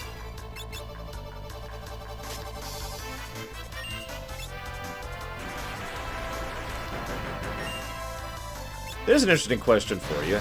So, this is a question for everyone. How would you implement Geomancer in an ARPG? Do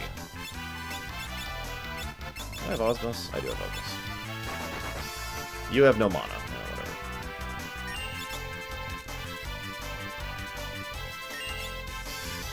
And see, she keeps doing Desert Storm, which in addition to not being what I want, also heals the enemy.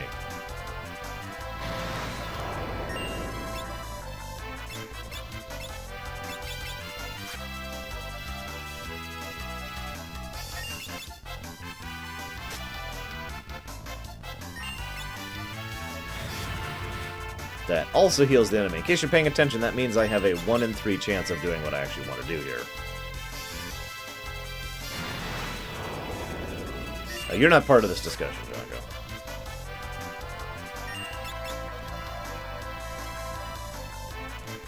So, here's my idea for Geomancer. Thank you! Make Geomancer similar to basically playing a class that's all limit breaks. So you have your default attacks, and I would make those attacks, you know, nice and elementally. Probably, like, have a selection option in the menu or something that you can select to say, I want my attacks to do fire damage right now. So all of your attacks are doing fire damage. And you can switch it at will, right? So, but it's all default damage, and it's not exactly a lot of damage. But as they do stuff, their limit bar fills up, right? And each time the limit bar fillers, that's when they actually do the Gaia ability and make the Gaia abilities very strong and make it so that they are dependent on wherever it is you're actually fighting. So, you know, like, for example, you're fighting in this desert area and you're beating the crap out of someone, limit bar finishes, and they just get sucked into the sand pool and they die instantly. That kind of a thing. That's probably how I'd implement Geomancers in an ARPG.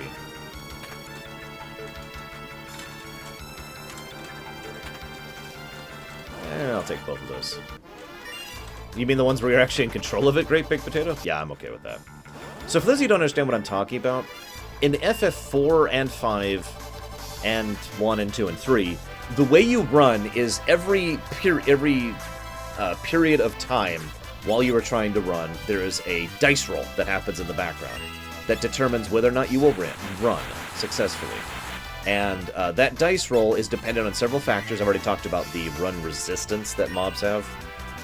So that's part of it. But what that means, if you're paying attention, is you can literally never run under the wrong circumstances, because it's possible to keep rolling a d6 over and over and over and always come up with a 1, or rather, to never come up with a 6. I'm just going to save state heavy on my way through this. Screw it. Screw it! Legitimacy be gone. So, in all of these games, it's possible to never successfully run. And I've kind of showcased that several times during this particular playthrough this year. From FF6 onwards, the way it works is there's a dice roll, and if you don't run, and a value is added to it. And then there's another dice roll, and then a value is added to it. Meaning, there is a finite point at which, even with the absolute worst possible luck, you are guaranteed to successfully run.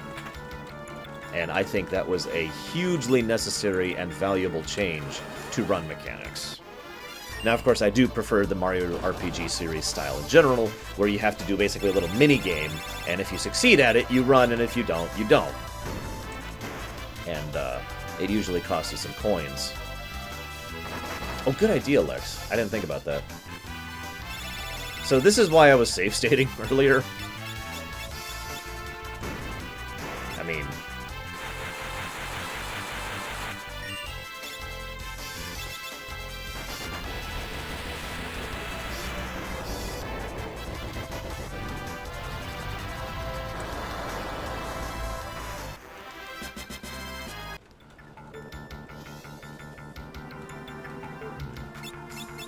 really don't have this many Phoenix Downs to be thrown around.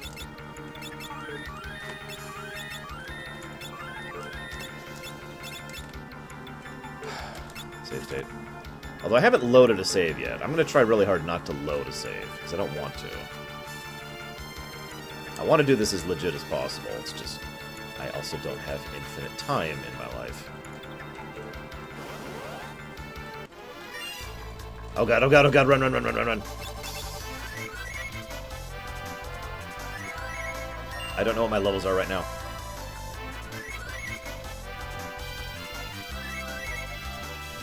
Oh, thank god.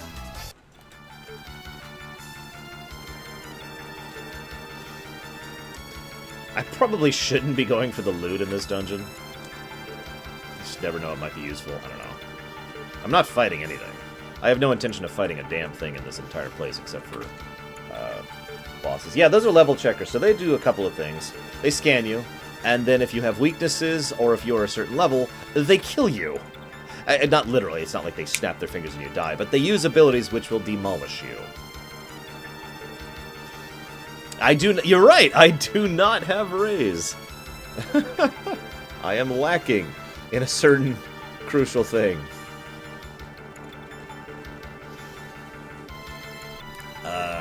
So as I mentioned earlier, as you can see, we're actually going through the Phantom Village again, and that's why that res point is there. Oh, I hope so, Lex. Fingers crossed for a true, proper remake of FF5. So yeah, the third leveling spot, which I actually haven't even talked about. So I mentioned the land crawlers right at the beginning, and I've of course showed you the Undersea chasm area. Basically right about here is the other spot, because there's an infinite free healing thing right there, and then you can go here and fight stuff, or you can go back into the ruins area and fight stuff. It's pretty decent exp. It's actually probably the best overall benefit of exp, gil, and job points in the game. So if you really want to level for endgame, or you're just pushing to high level or whatever, that's a good spot to do it at. When I should say, I get to the point where I'm doing my Berserker playthrough, I will probably level here and not in the trench, most likely.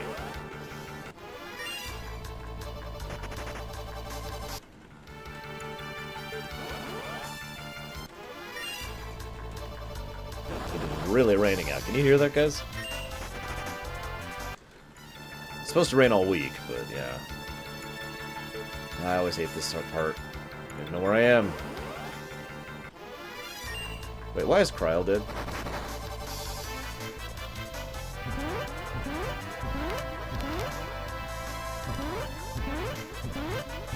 We've also reached the point in the last about 10 years or so where we can actually pry apart games like this and look at their code.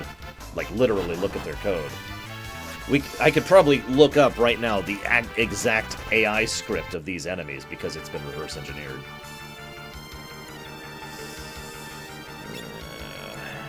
No, I don't have the bone mail on her anymore, although I probably should. Whoops. Right now I have the completely opposite setup, the dodge setup for her. Oh, by the way, Roximus, you may find this amusing. When I got the chicken knife, it was already at max damage. I had already run away enough by that point in time. Oh, there's a boss soon, isn't there?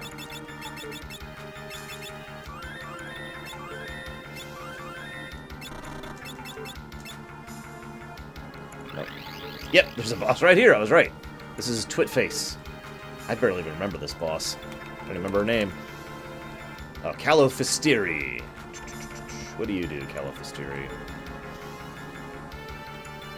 Calofistiri.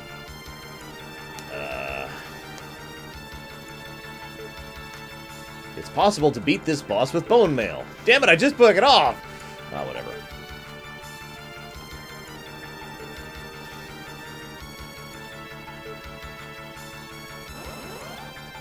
Wow, there's a lot of things I can do about this boss. No wonder I never really think about her. She's actually quite easy. She doesn't even have that much health. Watch me die to her now that I've said that.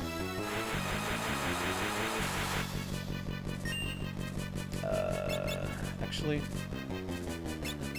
Is she... No, she's not. You know, I just realized I actually should have the bone mail on in general. I have the death spell finally, so I can actually heal her through that. Come on, sword dance. Yeah! That's actually what I meant, freeze frame. I just phrased it completely wrong. Damn it, did she just ult Kryl? Damn it. One of my 2 damage dealers just got ulted.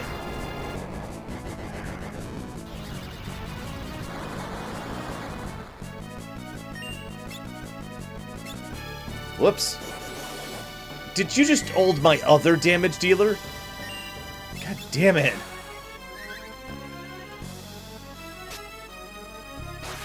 Well, you're dead.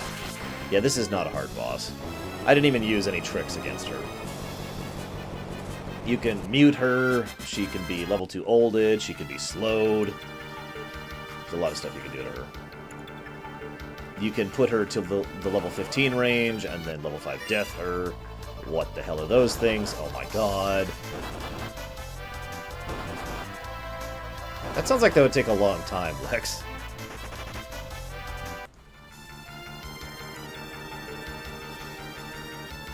Am I there yet? No, I'm not there yet. We're good, we're good.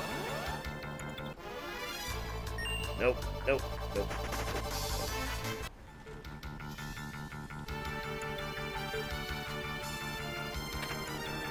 Ooh, Coral Ring. Actually, I don't think I have a lot of use for that. That's a lightning absorb. Useful for fighting Shinryu, but that's all that I remember. Blue Mage Berserk. Oh, jeez. Okay, I am where I thought I was. Damn it, I just used those high potions. I wasn't sure. It's okay, I got a lot of cottages. Chests contain the same thing every time. Okay, so here's what we're going to do, guys, by the way. I've actually already kind of decided this. We're going to die to Omega once, because that's what's going to happen. And then we're going to move on, because I am utterly incapable of taking on Omega. But for those of you who've never seen Omega, I don't even have a single fire ring. For those of you who've never seen Omega, you're about to. So this is Omega. He is a super optional, and I'm dead.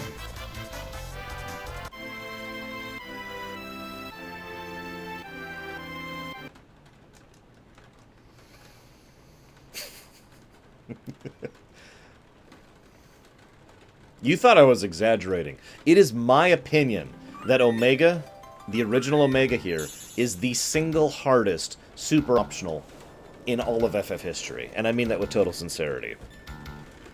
Of all the super optionals I've fought across this series, I think he is by far the hardest. Now, what's funny is there is a way to completely shut him down. But aside from that, he's a monster. That was literally only one of his many attacks that he uses, by the way.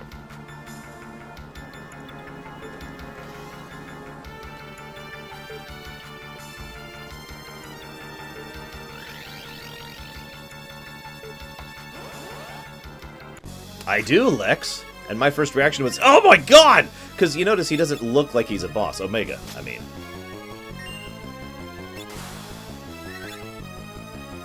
Hang on. I wish I had Ifrit here to show you it. So if you summon Ifrit, this guy goes, no! It's really quite funny. He literally, like, wastes a turn being afraid of Ifrit. It is fantastic.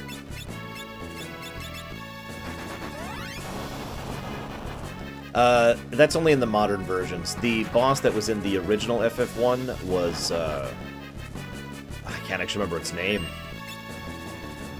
Warmack. That was it, Warmack. And he's dead. Yeah, not a hard boss either. Yeah, Omega can take multiple actions per turn, and gets a lot of turns. He also has counterattacks for almost everything you can do. He hits very, very hard in a number of different ways. He is not invincible. He actually has a tremendous weakness to lightning, specifically. I am a frog because the book turned me into a frog. Because, why not? We do have some safety saves for this one. Yeah, Shinryu, I usually have a harder time with Shinryu, but that's only because I know the fight less well. Once I actually sit down and look at the strategy for Shinryu, I usually just wreck him. I usually farm the Avises for Dragon Spears and just... and that's the end of Shinryu.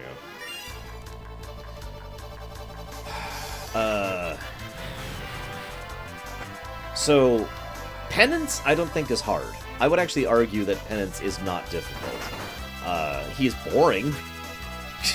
He is extremely boring. But Penance is literally, did you do all the prep work for this boss fight? Oh, you did? Okay, then you have to now spend the next hour being very, very bored.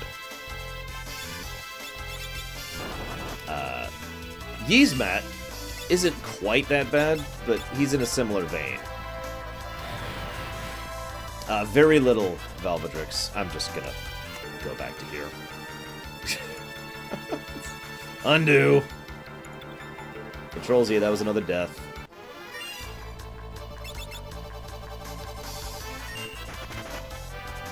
Anyways, what I did was Pyramid, obviously. I did the Water Shrine in order to get the access to the Fork Tower. Then I did the Fork Tower, and then I did part of the Undersea Trench in order to level. And then I went to the last boss, or, you know, I went to the Rift. So that's all I've done.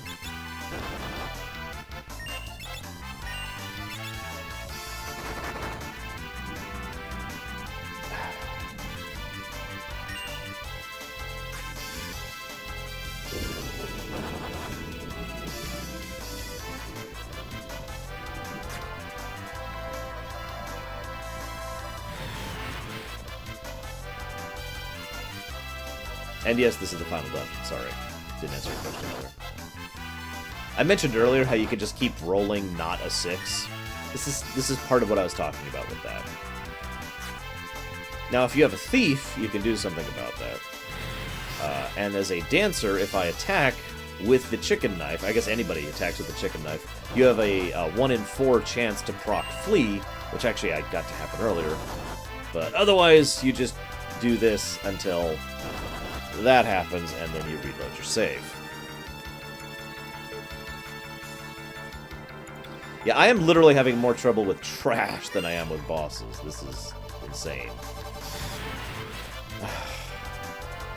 And I really hate how they're wasting my resources. Oh, come on! Come on.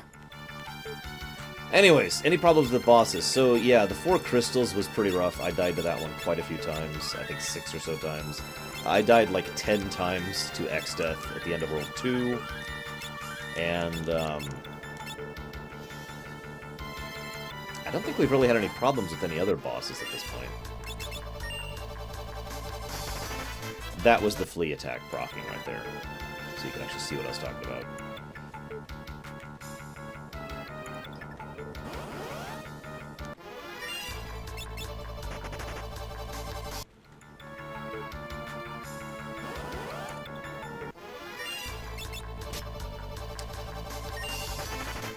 That's a very tricky question, Lex. And let me just go ahead and say that I don't think there's a definitively good answer to that question. I don't think there's, like, one right answer to that question. That's actually not true, Ruximus. Almost all of Vincent's backstory was also a completely optional flashback thing. Yeah, the whole Lucretia thing. And how she was stupid! You heard me, Storm. She was stupid. Anyways.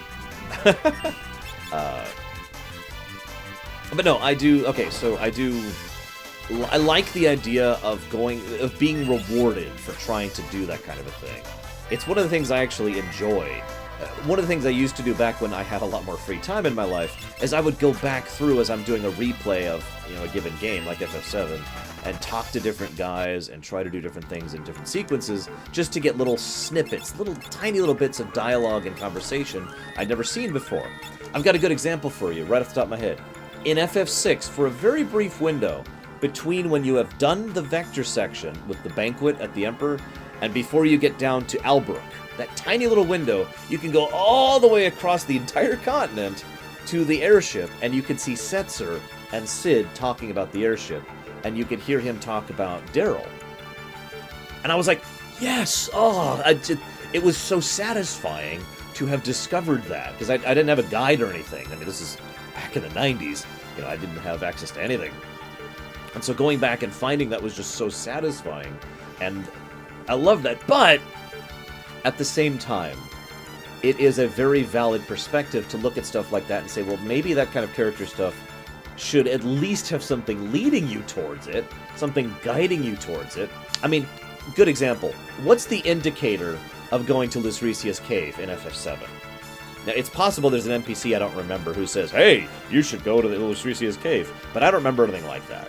I found that because of a strategy guide. Or, what's the reason to go back to Shinra Mansion long after you're long done with Nibelheim? There's nothing leading you there. There's nothing guiding you there. So I think that the best in-between option I could come up with is having some way to be like, you know, Vincent being like, oh, that cave in the southern area, I wonder, you know. Actually, I just realized I have an example of this. Chrono Trigger does that. Chrono Trigger has a bit after... There's a, you know, spoilers just on the off chance no one's played Chrono Trigger. But there's a scene where you talk to Gasper. And Gasper's like, here's a list of some of the things that you could go do. And then if you talk to Luca, she'll say, I wonder, and showcase, like, the literally switch and transition to where you need to go to start that quest chain. Or you talk to Robo, and it shows you right on the map where you need to go. That was perfect. Purely optional, but with a nice big sign saying, lore over there. I think that would be the ideal, personally. Oh god, there's like 3 bosses here. I gotta remember how I want to do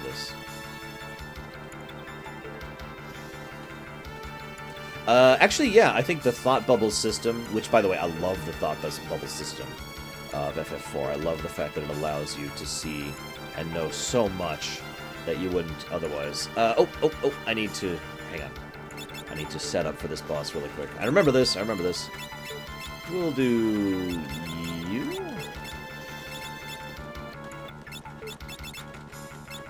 And float. Alright, we should be good. So this is how you deal with this boss, if I did it correctly. So we're all floated, so he will 100 Gs. But I have a reflect ring up. I'm going to put the controller down to demonstrate.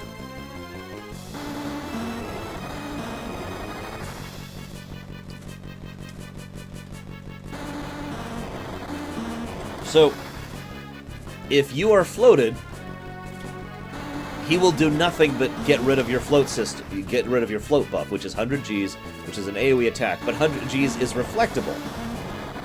So he's just going to be doing this forever, so he will literally never do anything else. I have won this fight. Pro tip, if you're ever having trouble with this boss. Otherwise, this guy can actually be kind of rough. Because he just spams Earthquake, and I mean he just spams it. And Earthquake can hurt. And I'm not even going to waste my resources. I'm just going to attack you. You are not worth my MP, sir.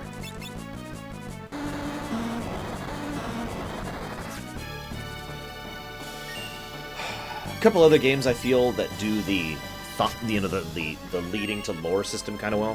FF9 and the ATEs, which I can't believe they abandoned that system. It was such a good idea. If anything, they just needed to do more ATE stuff, for God's sakes. So we've got that system, we've got the Thought Bubbles of FF4, which if I could just praise that again really quick, another reason the Thought Bubbles were so awesome was because of the fact that they show you thoughts. Now, I know that sounds like a duh, but what I mean by that is what a person says is not always going to be what they actually think or feel, right? I mean, that's duh. Giving the audience insight into what the characters are thinking gives you another layer, another method by which to add characterization and character growth to a scene, and I love that. Okay, so hang on. I actually do need to look up something for this boss. Yeah, Squall was actually a good example of that. So much internal dialogue.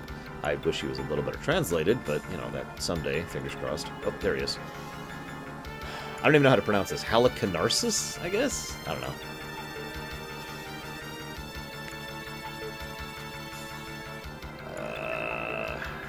Yep, okay, we'll do that. We'll do that. Yeah, like I said, the only thing I could consider a complaint about the ATE system is there was more they could do with it. They should have done more with it. Aw, she gave us a nice big kiss. Isn't that sweet? Yeah, that armor is not worth my time. I can't even equip that armor on anyone. Oh, I need to get the bone mail back on. That's right. I keep meaning to do that.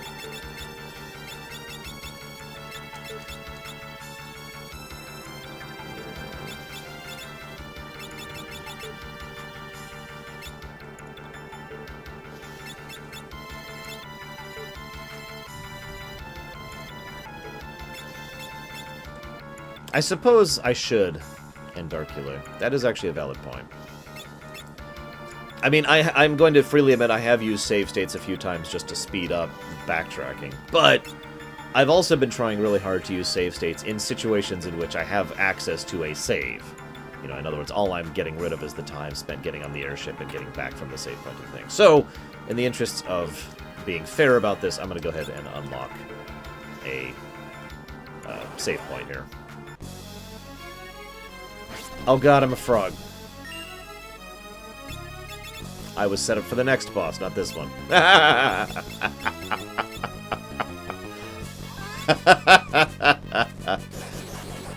Okay.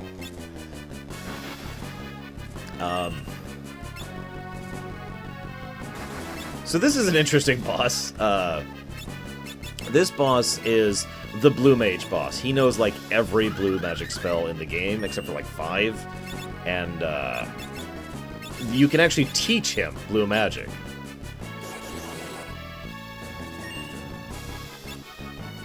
I just think that's a really cool mechanic.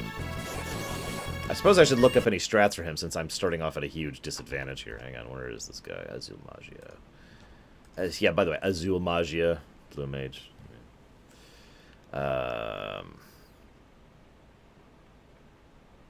Can't do that. Can't do that. Okay, whatever. We'll make it work. Oh, you son of a...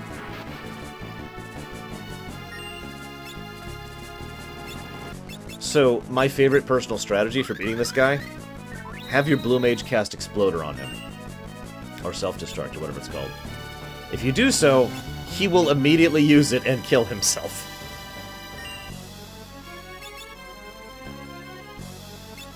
I'm not kidding. It's great.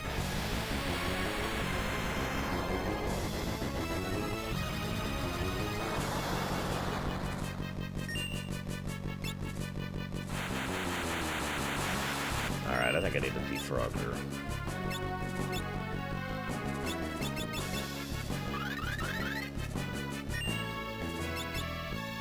What's funny is, like, in lore, you'd think he'd realize that because he literally watches you kill yourself in order to, you know, hurt him.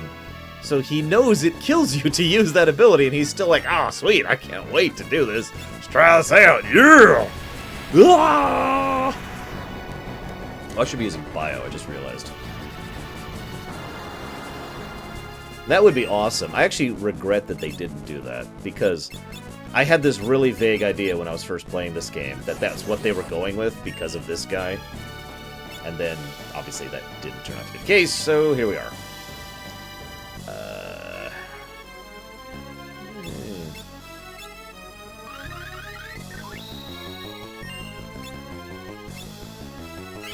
Ugh, Mind Blast.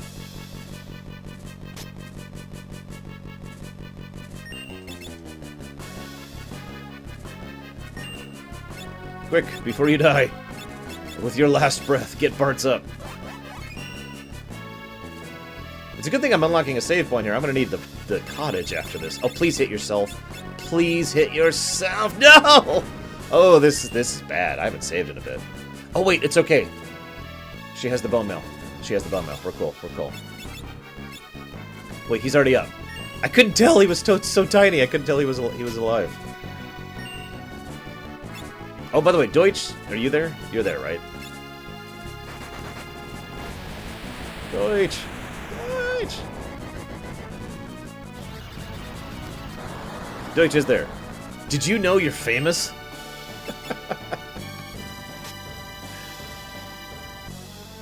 So, we were talking, it's kind of off topic, yesterday about Dutch angles, right? I'm sure you know what a Dutch angle is.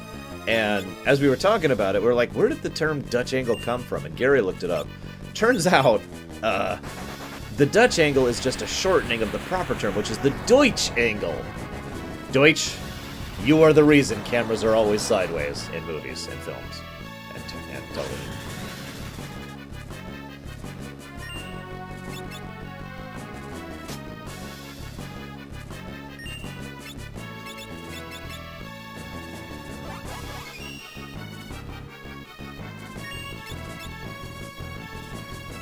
You know, Kryl, I would really like it if you would do... Oh, jeez, he's got like 6,000 health left.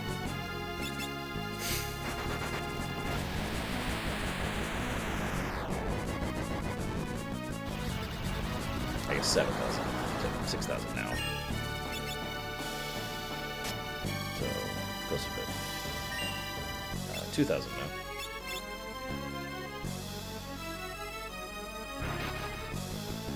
Stop doing no damage.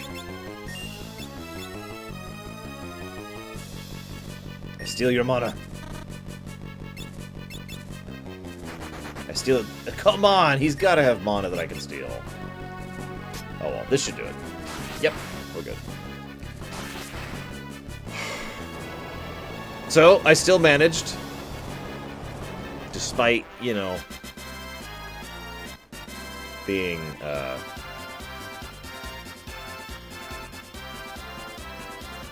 frogs.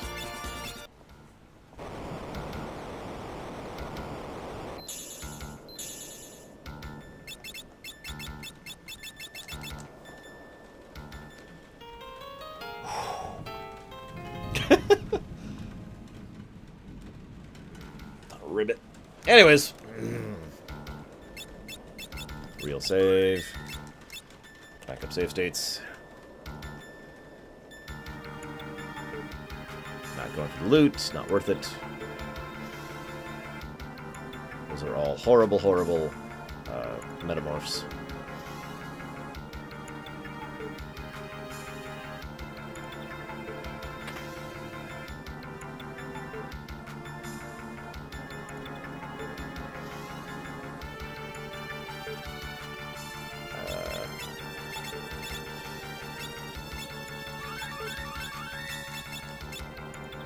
Ribbit.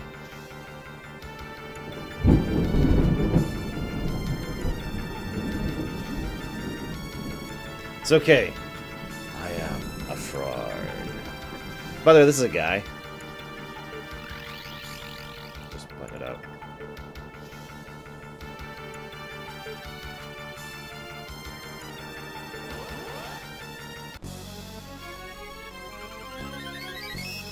So that's why I do that, by the way. That's why I start the fight as a frog, in case you're wondering. You know, the irony is, I think at this point, Dancer is going to be dragging me through a lot of these boss fights, just like Black Mage was dragging me through a lot of the earlier ones.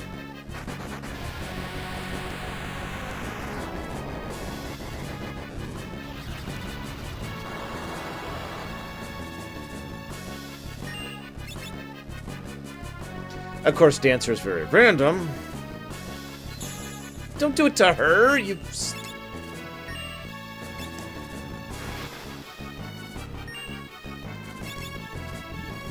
Remind me to take off that reflect ring. I really don't need to have it on anymore. I'm actually not going to waste any mana on this guy either. I mean, he's actually kind of rough. If I don't kill him quickly enough. Which I'm failing miserably at so far. Yeah, we have thunderstorms all week, Deutsch. It's supposed to last until, like, next Monday.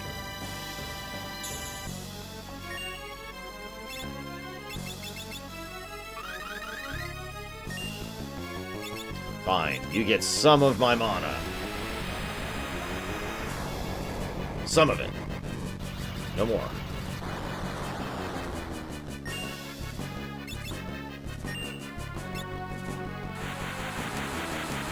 No, Illyria, of course not. I also have no idea what you're talking about.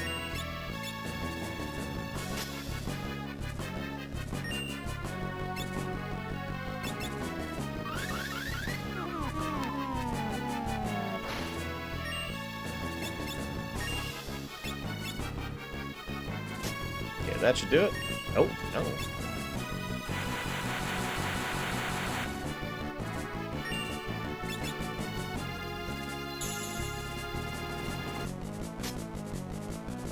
Well, you're still dead. Jackass. Yeah, he's not exactly a hard boss. The only thing that can be hard about him is if the fight takes too long, he just starts casting Holy.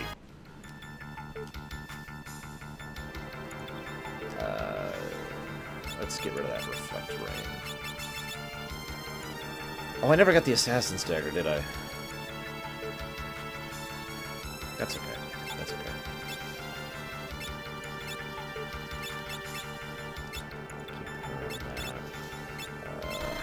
Do I not have?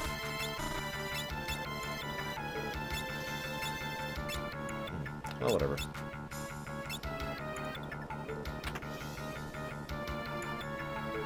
No, 80 Celsius, Brigwin. Okay, I'm actually going to go back and heal for Twintania.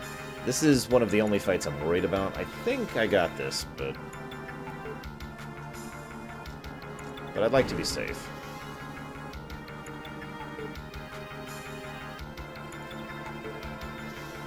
You don't like barbecue? Or do you not like not having barbecue? Please let me run. Please let me run. Please let me run. Thank you.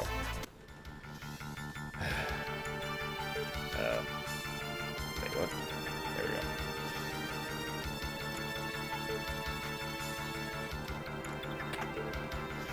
Wait. Oh god, I was going to get optional loot. I didn't want optional loot. I wanted real loot. Like a save point. That's real loot.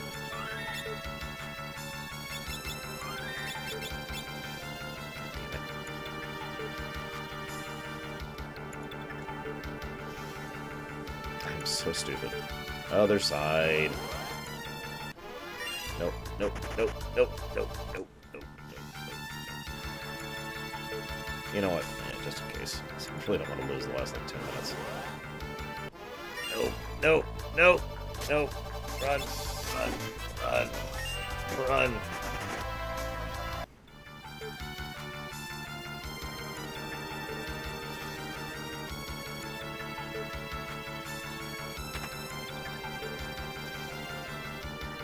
Does anyone remember what these two chests are? Because I don't think it's worth it. But I don't remember. I would have to go fight like a bunch of the shapeshifters in order to get to it. Which is not worth it, probably. Like, I can't even think of what it would be that would be worth it at this point. Okay, real saves.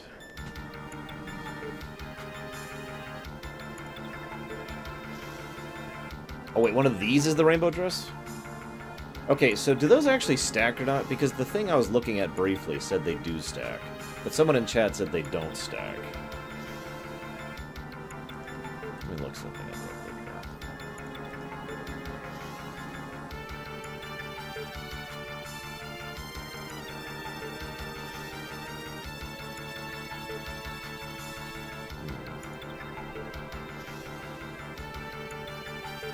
That doesn't actually say anything. Although the rainbow dress does make me immune to confuse.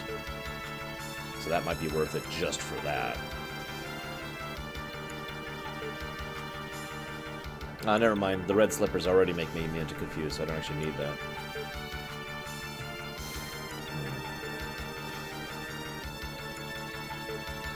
I'll do a backup save here. In case I decide to go pick that up. Because I die horribly.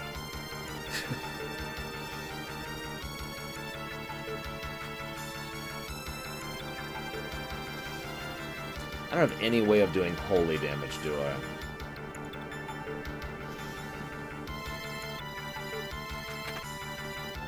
Yeah, I can't think of any.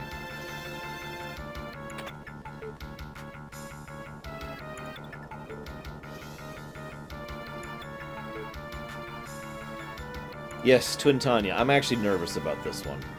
His first form is pretty much going to be the problem. I actually have a way around his second form with this party. But Twin Tanya is the third of the really, or excuse me. Yeah, the third of the wall bosses, in my opinion, for a 4-job Fiesta. This guy can be rough if you don't have a way of dealing with him.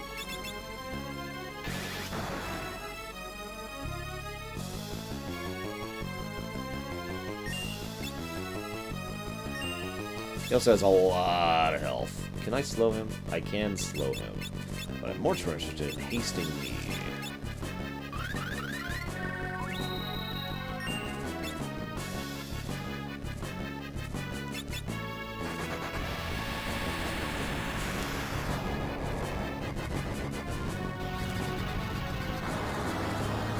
Yeah,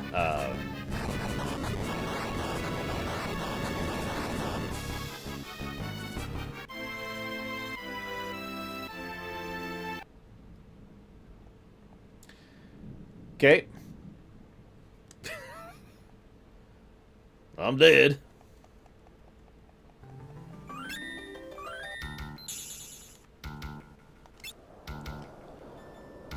I think that was a counter to me using Flare. Which, okay. What is that, 1 death? We should keep track this time, because I lost count during the X-Death fight. It kind of, the other thing that sucks about Twin Tanya, it's a ways from the nearest save point to him, you know? Jeez, Iron Giants. I don't have time for you.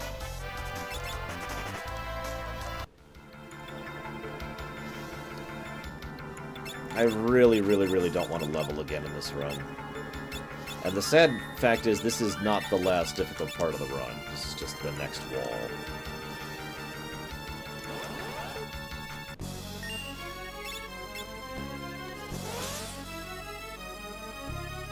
Ow.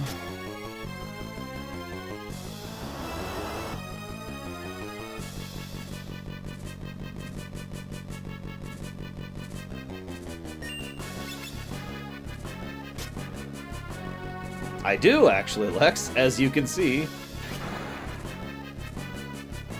Just, Damn.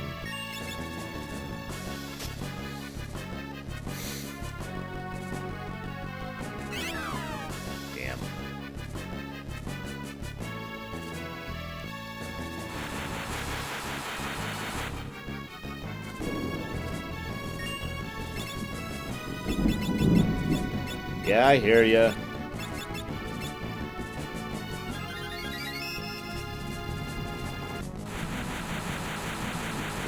Right. Damn it! I forgot Elixir doesn't work with ring mail. Surprised it didn't kill me.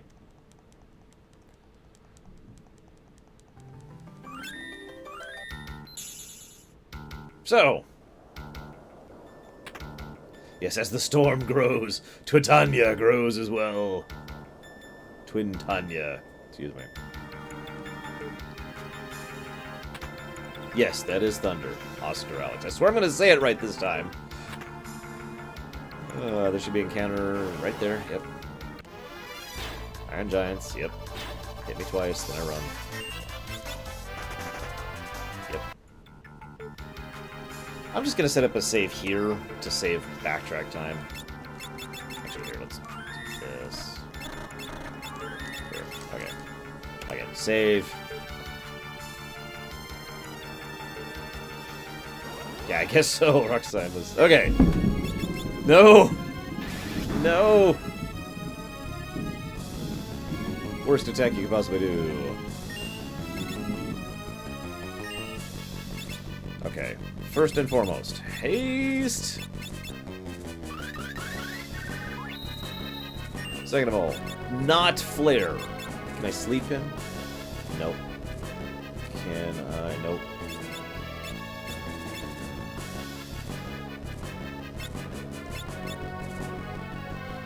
Very slowly. Great big potato. I don't know. When in doubt, fire.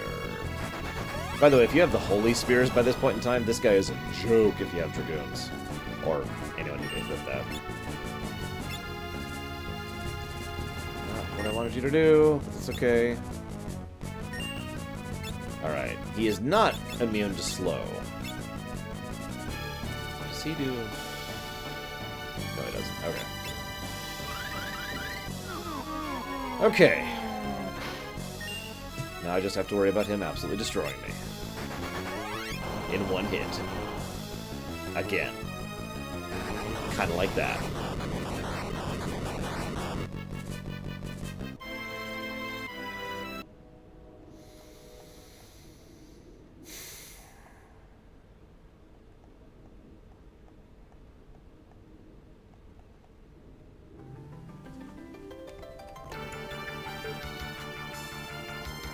I've already lost track. How many times have we died to this guy?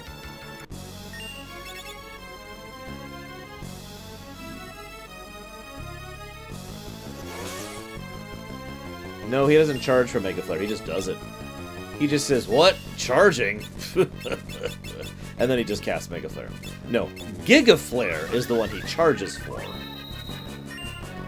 So I'm just gonna not cast spells anymore? Carry us to victory, Kryl. Again.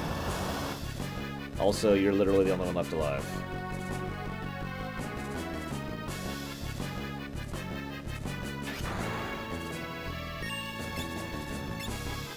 Ironically, she's actually pretty well geared, despite her level. I have her pretty well set up. It's not perfect, but at least she could survive this guy. Unless he does something like that. I mean, that would be terrible if he did something like that. Uninterrupted power supply. Great big potato. It's something as a backup power supply, basically. You son of a... Okay, it didn't kill him.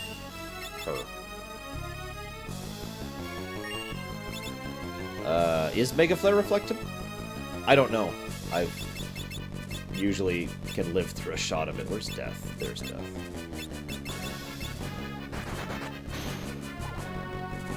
Okay, she's healed.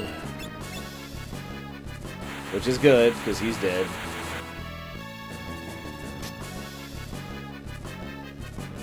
I don't actually know, Lex.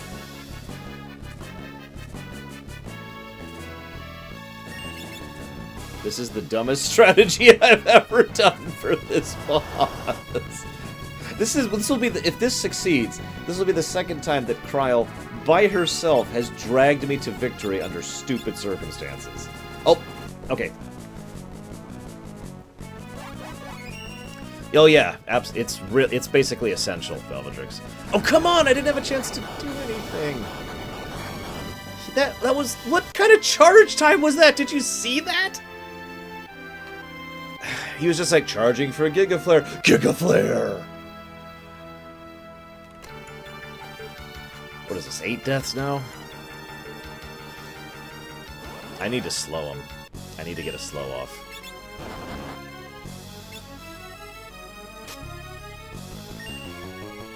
You do nothing. You... haste is more important than slow, though. So haste. You do nothing. Bartz's job is to heal Kryl right now. You do nothing. You do nothing. Slow. Slow. Slow. Oh god, my throat. I'm sorry, my throat hurts today, guys. Okay.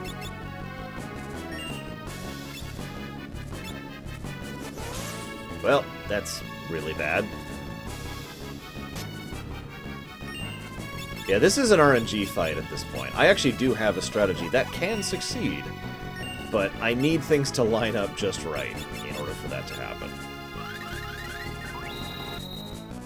And so far they haven't been. Could be leaning on my items a little bit for this fight, too. I need Sword Dance to proc as often as possible. I need him to be using attacks that... I need him to go relatively slow. I need Bartz to be alive and available for when he switches to Giga Flare form. Yeah.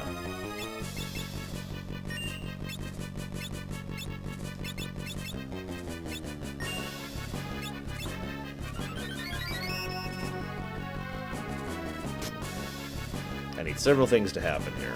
So, this is something I need to not happen, what just happened, because that's absolutely terrible, what just happened there. Now I need him to not do an AoE. That's really important.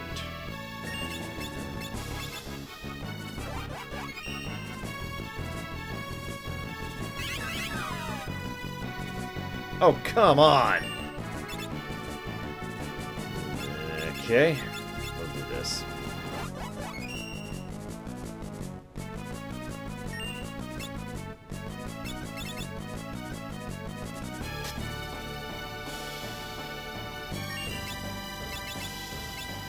God, I came in here with like 40 Phoenix Downs, guys.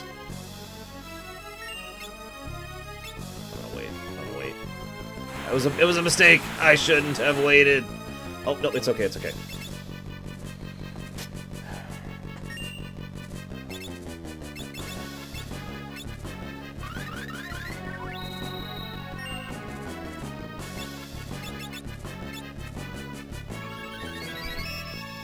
Him to do this right now. Death her.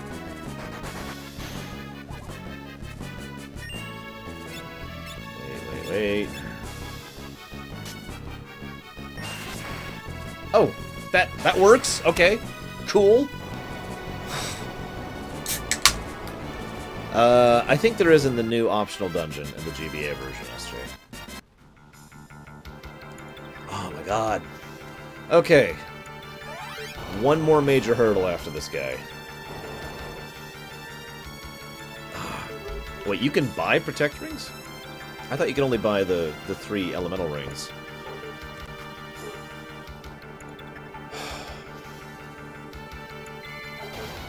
Woof woof. Depends on my mood and how they execute it, James Carmichael. I don't really prefer either. This is just one of the coolest looking backgrounds in a final dungeon. Just saying. I just realized I need to recover because the next save point isn't going to be until the Necrophobe fight.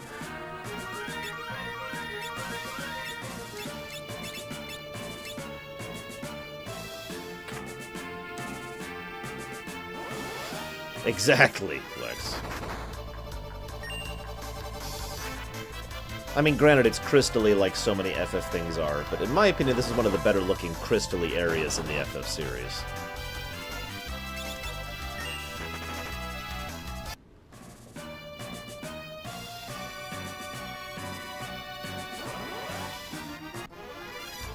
Oh jeez, oh jeez, oh jeez. No!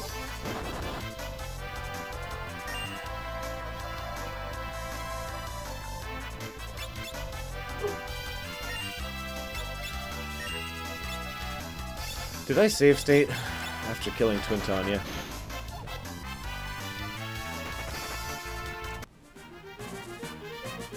I'm just curious.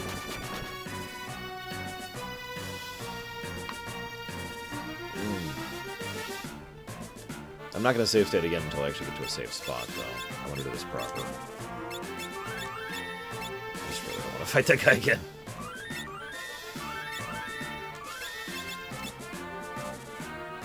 Guess we'll find out. Ew. That guy is made up of different souls and spirits that are kind of mucking together. You see that? This loot is so worthless. I'm just gonna stop going for chests. There's like nothing here I want.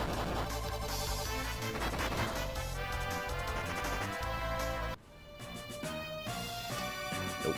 Nope. No chests. Nope. Nope. Nope. Nope. I'm not even sure there's any gear I could care about at this point. Beyond what I already have. Hey, there's Shinryu. Say hi, Shiryu. Hi, Shiryu. You know what? Here, hang on. Save. I know I said I wouldn't save, but this is just to show off Shiryu. Hey, I wonder who this guy is. What's up, dude? Tidal Wave? 7,000 damage? Ugh. So that's the other super optional. He is, in my opinion, a little easier to control than Omega if you're not going to use the stop trick. And in general, I find him to be an easier super optional than Omega is. Still kind of rough. You pretty much have to walk into that fight with the right setup or die.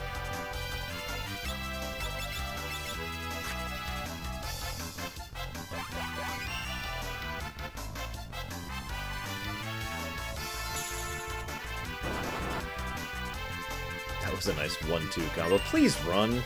Thank you.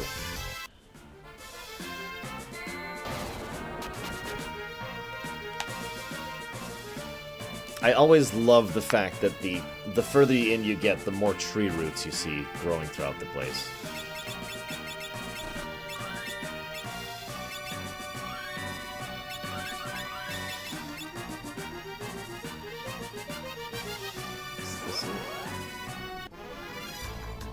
Preemptive strike.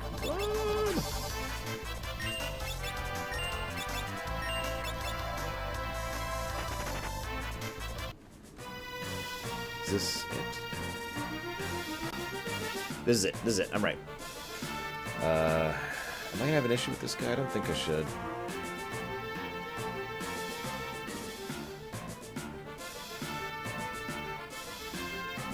Yep, okay. So this is actually kind of an interesting boss fight. So he has these barriers. He's actually weak to, like, everything. And has low defenses and low everything. But he's got these barriers up. You have to kill all the barriers. If you do, then he's a joke.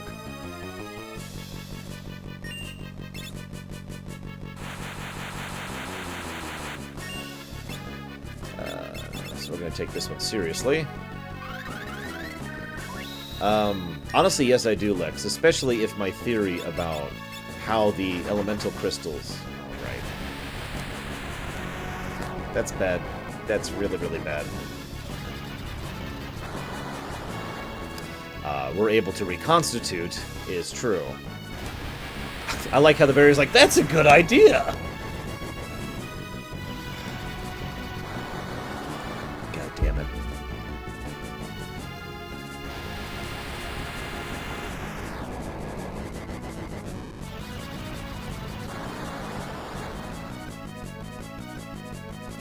Yeah, so, anyways.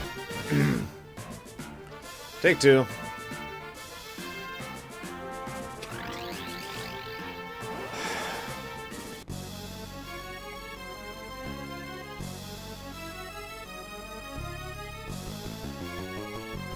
Ironically, this fight is actually really easy if you have a melee-heavy party.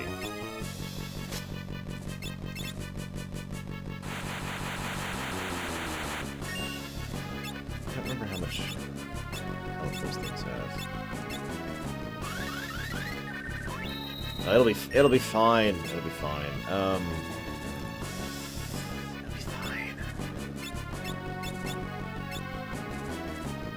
I don't think he can actually do anything in this fight. See you around, Esther. You know what? I've kind of been saving it, but this is actually a pretty good time to use this. No, I was too slow.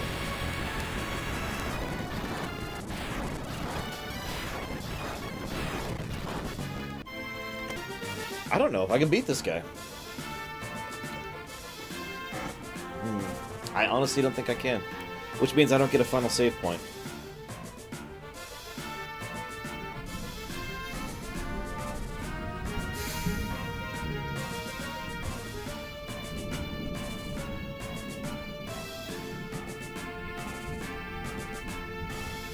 Yes, the man who wants to live forever, Django.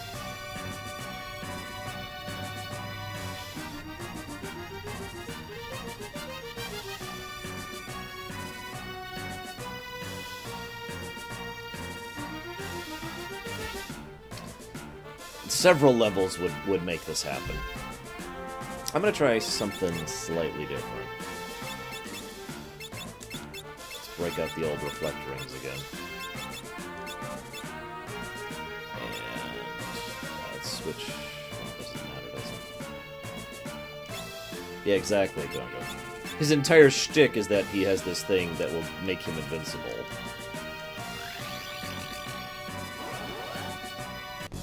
I don't think the dress is gonna help in this fight.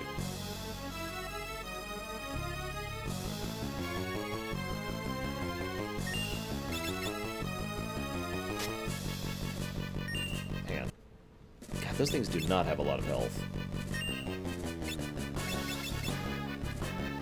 The comet ignores, right? Yep. So that's that one dead. Now I'm just about to lose 3 party members. Oh, hang on. Getting impatient there.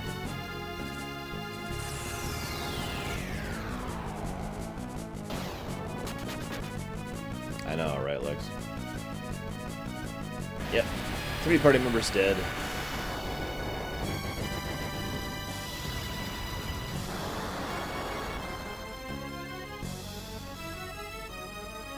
But not 4! Totally got this, guys.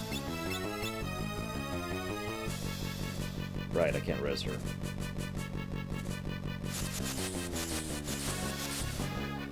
Yeah, I don't think this is physically possible without leveling. I'm gonna try one more slight variance here.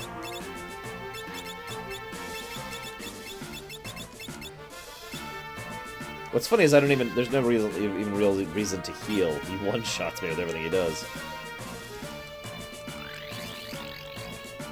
So I need a sword dance. That's literally mandatory.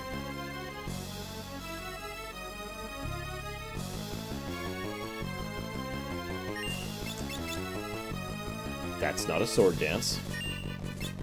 So this is already a failed attempt. That was fast.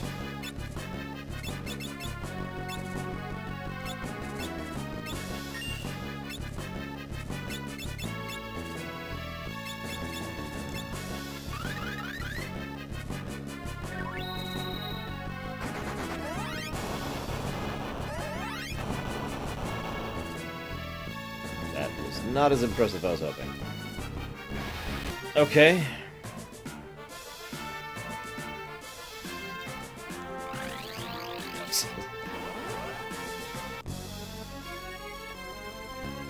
I really would like this save point, and of course we get to see Gilgamesh again, which is always nice, but I may have to go without this save point.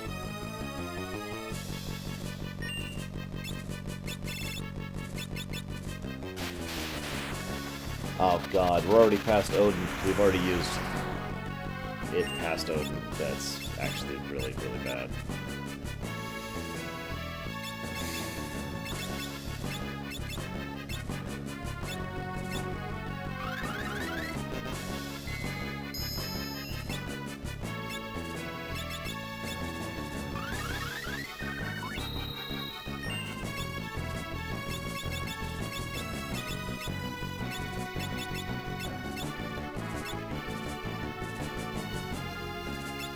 No, Deutsch.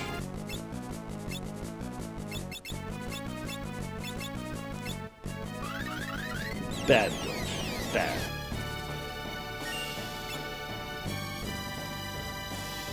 Wow, he is actually totally useless here.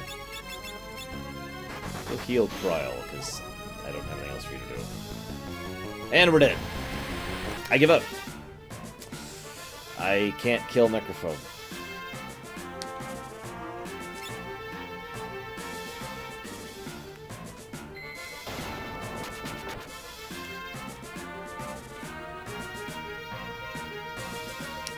Last boss time.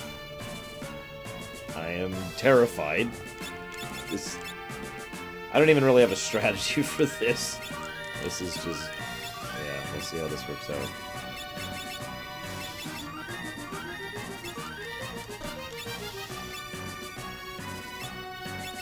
So, protect ring, mantle, coral ring. One man. Yes, that is an optional boss. He unlocks the last save point. As you can see, this is right before the last boss here.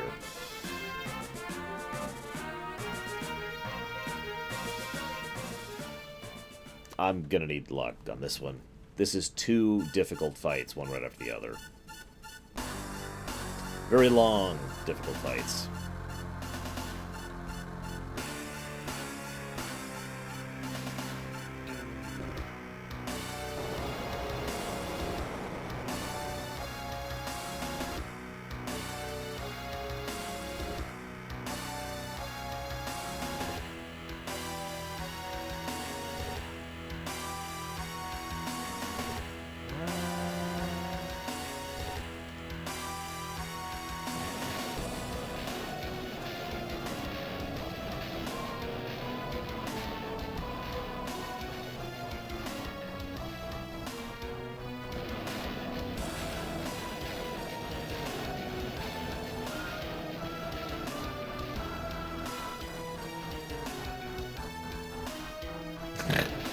That would actually be great, Freeze Frame. Kryl. That would also be the second time, like, in 2 days, that Kryl has solo carried me to victory on Exdeath.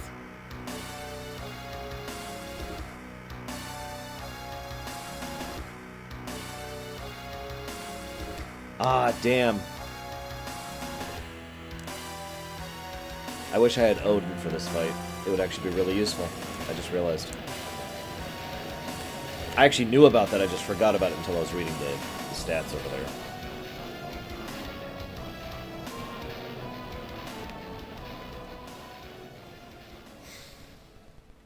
I'm probably going to set up a save after this cutscene for the many deaths I am no doubt about to incur.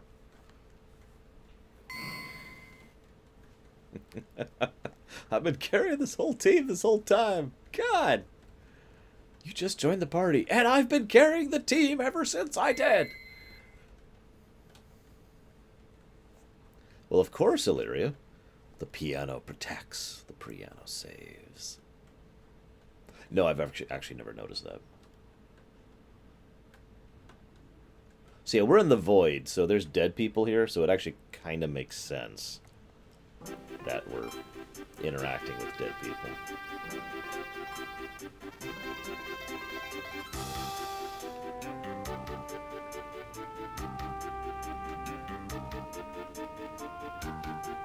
Because this isn't actually the void. This is the rift, which is actually a separate thing from the void. The rift is kind of the interdimensional space that interacts with other dimensions. And it's how Gilgamesh is able to be in so many different FFs after this. Because this is basically the connecting fabric between all the universe. The void is a lot more horrific than that. It's 4-job Fiesta, Juju's. What are you talking about? Okay, so let's get in that backup save right there. And this one, too. I mean, this has been on the schedule for over a month now, Juju's, and I've been planning for it for like 3 months. And the first thing he does is he's like, I know who the powerhouse is. Oh my god, I can't res her. I can't res her.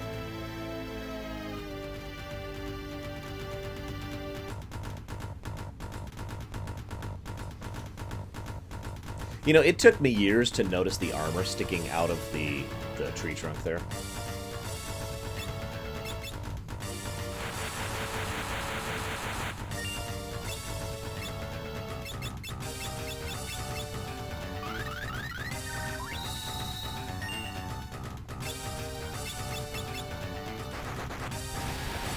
It's just for fun, Ventures. It's a yearly tradition.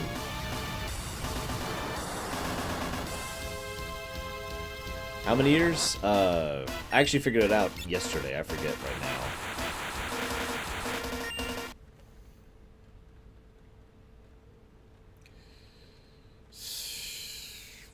Seven years. I've been doing 4-job Fiesta runs for 7 years now. This will be my 7th.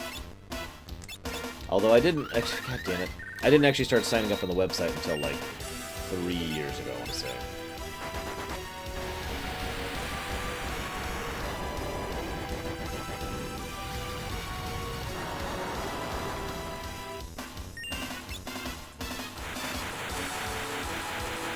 You know, this is going really swimmingly, other than the fact that my best character is dead. Well, I've been playing FF5 for over a decade. At least I think I have. Damn it, now you're making me think. Hang on. So, when did I first do the job? I think that was in... Oh, that would have been a lot longer ago than 2010. That would have been 2005. No, that would have been 2004, actually. Because that's when I got the job at Arby's.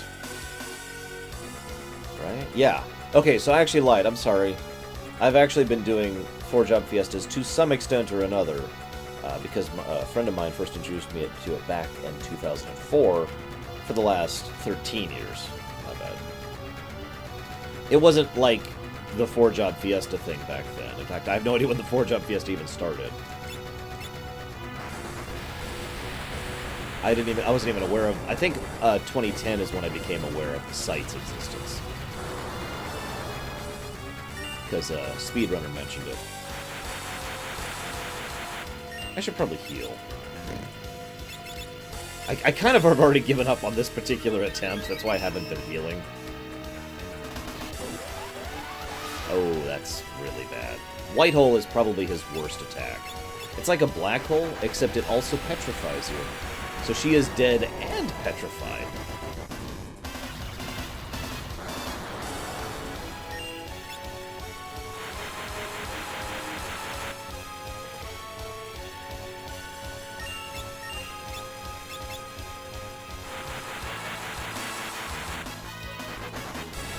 How much HP does this one? Like, Neo X Death has like 60 grand HP. Quite a bit. This one has 49,000 health. Jeez.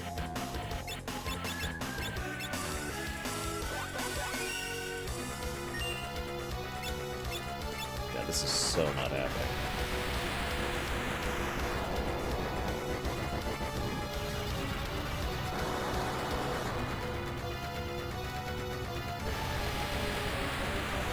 Okay, I was doing it before it was cool, X-Death.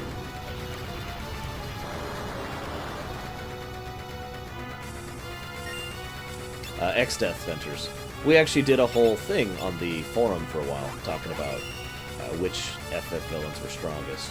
And it was my opinion, even after really sitting down and comparing every villain to every other villain, that X-Death is the strongest of all of the FF characters, all the FF bosses.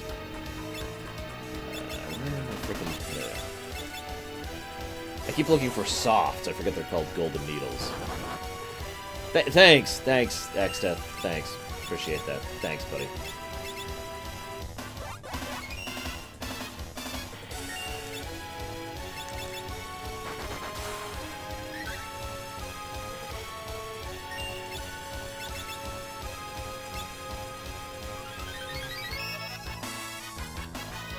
I was going strongest and low.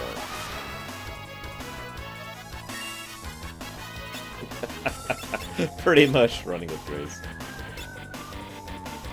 She has an item on her that basically classifies her as undead, which means I can't Phoenix down her.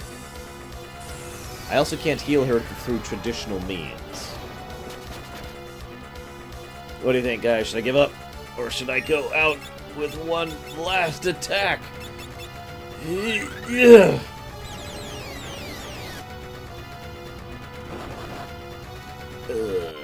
So, yeah, anyways. We're capped, right? Yeah, okay, just making sure.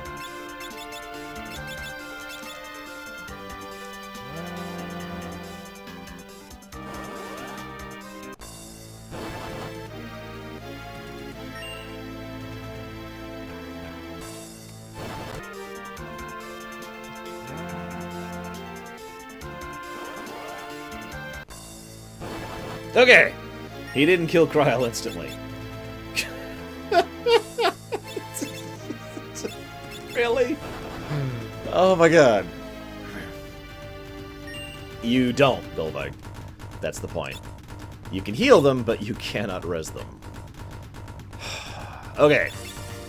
Game mode. Let's actually do this for realsies.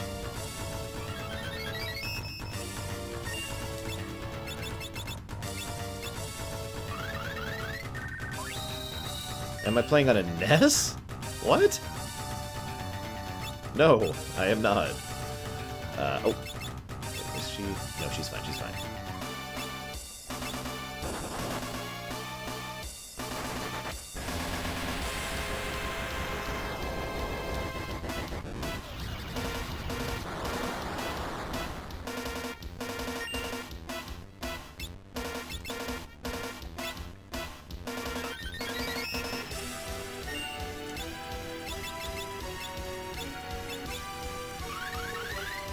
Well, you can heal out of you can res out of combat, but you cannot in combat.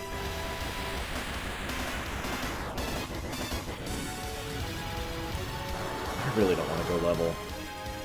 No, I can make this happen. He's only got 49,000 health until he hits phase 2, guys. I totally got this. He can only kill me with one hit. It's all good.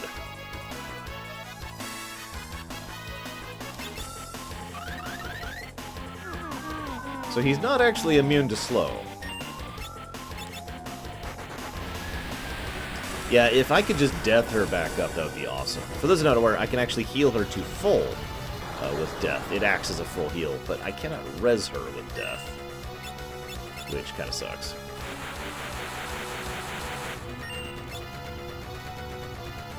Now what? I don't have anything really to do with her now.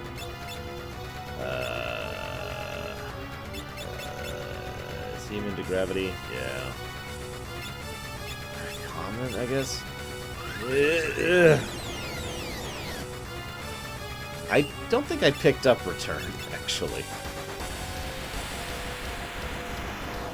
Because I have a habit of not getting return, because I cannot tell you how many times I've had a time mage get confused and cast return, and I'm like, oh, come on! But maybe I did this time around, I just forgot about it. Nope, I didn't get return. So, yep.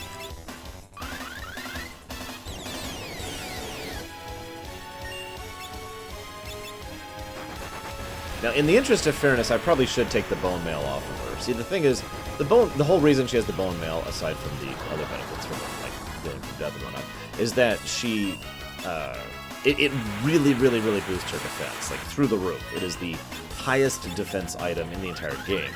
Thing is, he is one-shotting her with a physical attack, despite her having the bone mail on. So the entire purpose of the bone mail is immuted.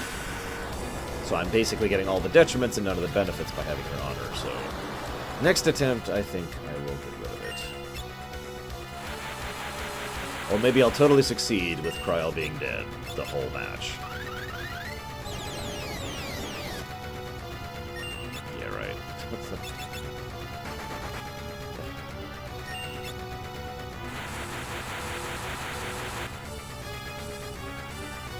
So, someone's dead. It's okay, I only did 2600 damage.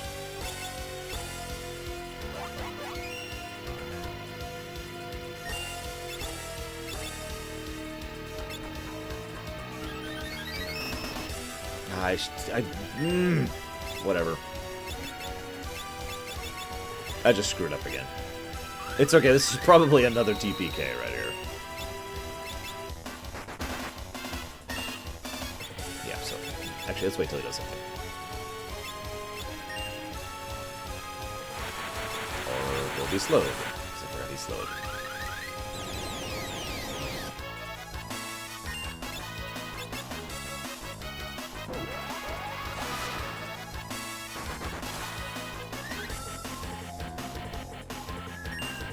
Yeah, when I woke up today, I was so dizzy I had trouble reaching the bathroom.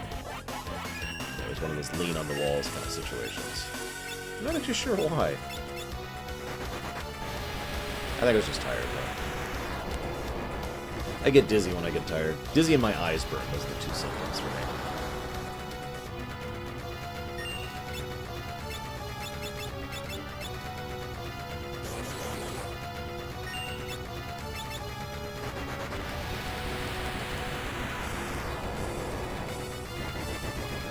I'd just like to take this moment and say that Exdeath is really ugly here, and kind of stupid looking, actually. Like, he's this elongated tree snake that it doesn't actually look like a tree at all. It looks like a bunch of intestines that have been browned. It's just weird and gross.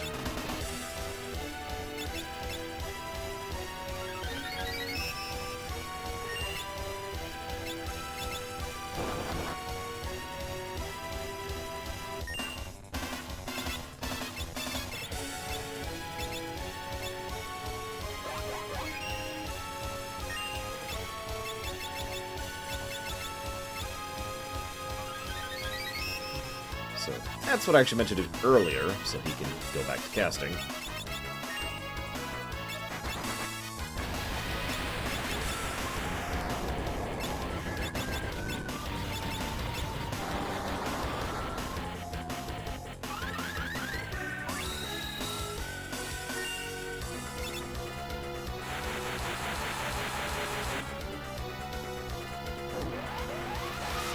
Oh, I don't want to think about that, Lex. Oops. 7 Phoenix Downs left.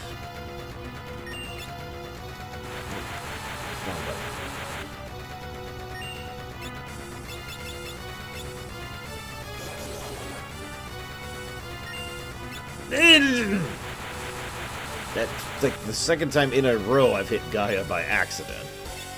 God damn it. Yeah, you know what? No, this is more important.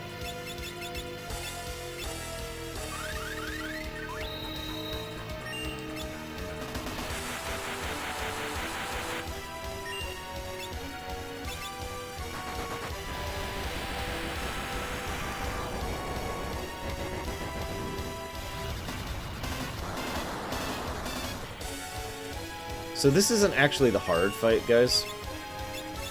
I know that sounds hard to believe, but the next form, the second form, that's the one that's actually going to be really difficult. That I legitimately am not sure if I'm going to be able to beat, even if Kryl is alive, which she's not. So, yay.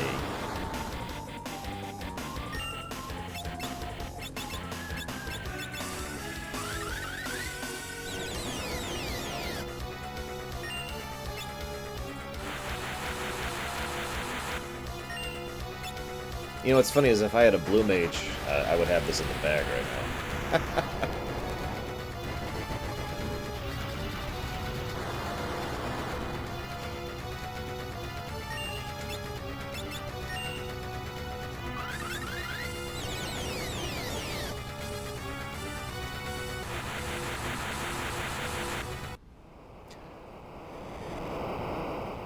Phase 1 down.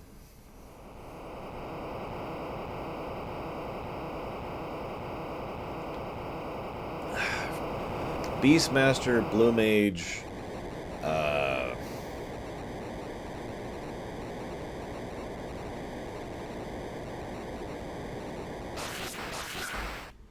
honestly, the other two don't matter. Beastmaster, Blue Mage, White Mage.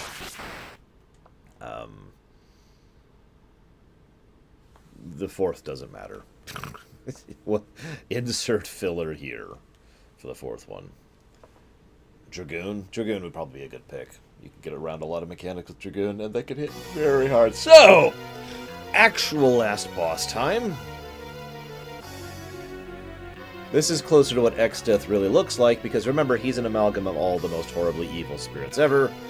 And, well, there they are. And I'm dead. This is not happening. Oh, that's a good point. Let's get a chemist as the fourth one. Kryle's like, no, hang on. I gotta figure out which one of his forms is which real quick. Give me a second. Okay, so we got the front form, top form, middle form, back form. So we need to do that for the front form. The top, okay, so the top form is the one I want to focus on first. I was right. So he's actually 4 targets here, as you can see. Or 5 targets? Hang on. 1, 2, 3, 4. No, it's 4. I'm right.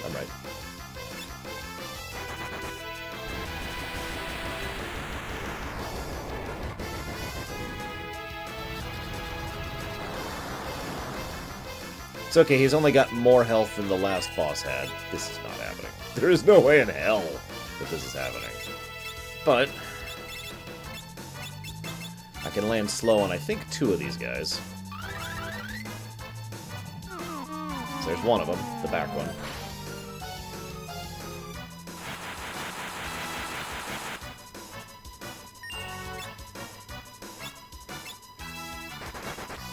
It didn't even occur to me to put reflect rings on. I was relying too much on haste.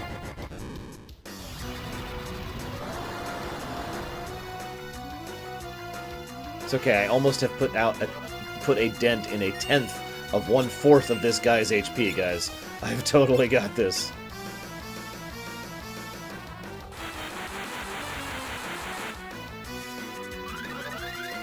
Come on, give me the front one.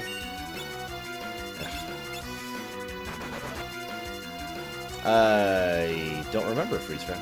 I can check real quick. Because that's the front. That's the middle.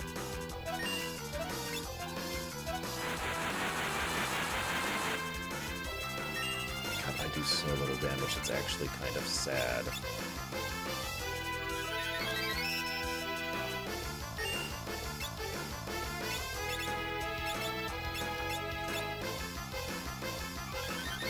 Let's see. Break. All 4 of these say he's... Oh, I'm dead. I'm dead! Yay! Oh my god.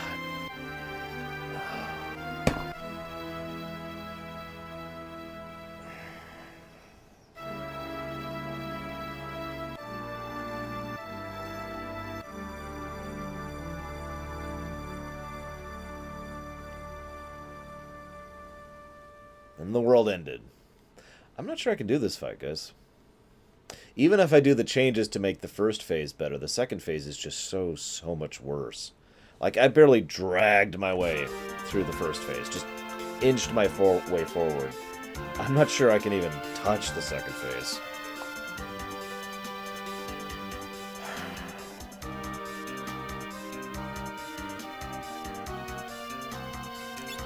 First of all, since, as I mentioned earlier, she's getting no benefit out of that, let's get her out of the bone mill.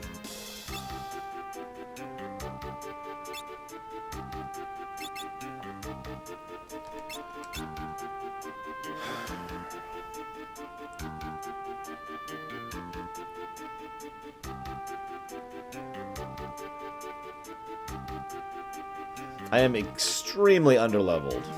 I am probably about 20-ish levels under where I would be more comfortable doing this fight. 15 or 10 at the bare minimum. I'm going to give this one more attempt, and then I'm going to give up. I don't have time in my life right now to spend grinding for this. So just be something I shelve for later like I did the previous run. I don't have time to just go grind right now.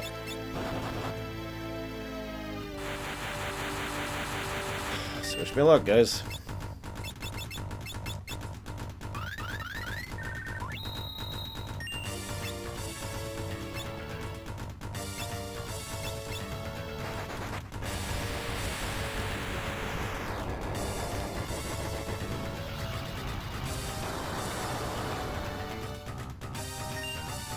Of course, Lex. Why wouldn't I? I uploaded the last one, didn't I?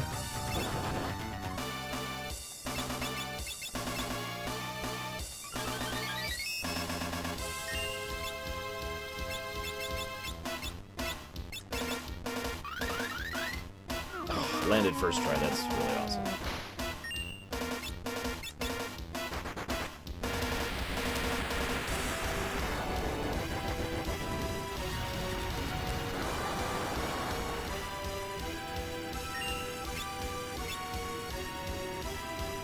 Dang it. Yeah, let's go do that. Well, yeah, if I had the ideal combination of Chemist, Beastmaster, and Blue Mage, I could have beaten this guy at a lower level than I currently am. But with this setup, I don't think it's happening.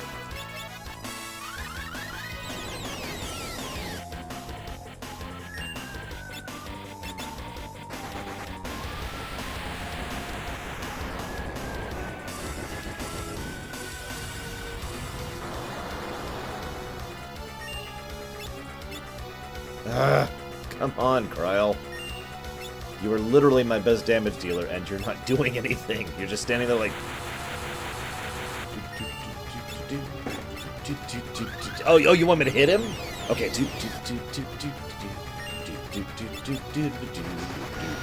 Oh, God. Fear. Thank you very much for the subscription, Narwhalist. Or Narwhalist, if you prefer. Appreciate it. Even though I am failing at my 4-job Fiesta right now, I still appreciate it. Oh, now you sword dance. I see how it is.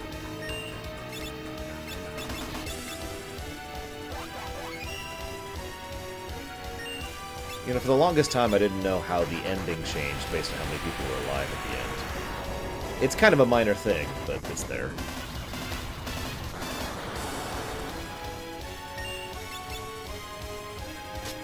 If I could just 100% sword dance, I would wreck this guy so hard.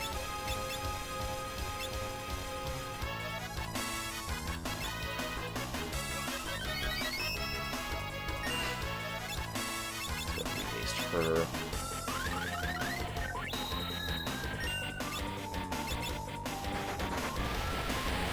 Oh, you're right. That was a double sub. I didn't even see that. Oh my god. Well, I know you're not saying anything because you're probably lurking, and that's totally cool. You don't have to say anything, but know that I am grateful, especially grateful. Phase 1 done. I'm gonna make a save with Phase 1 done there.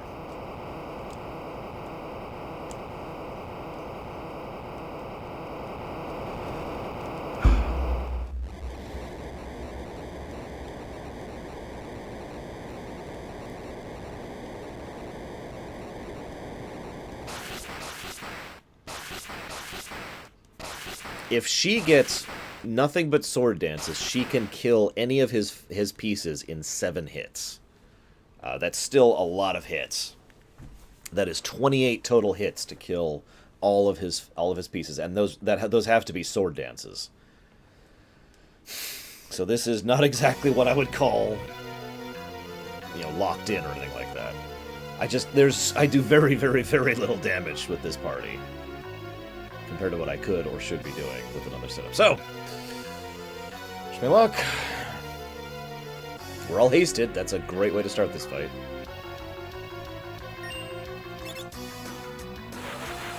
I wish I had better Gaia for this battle, but whatever. I'll have to make do with it. Sloga. Come on, land. Okay. Time to burn an elixir. Actually. Where are we at with lamps? Sildra, apparently.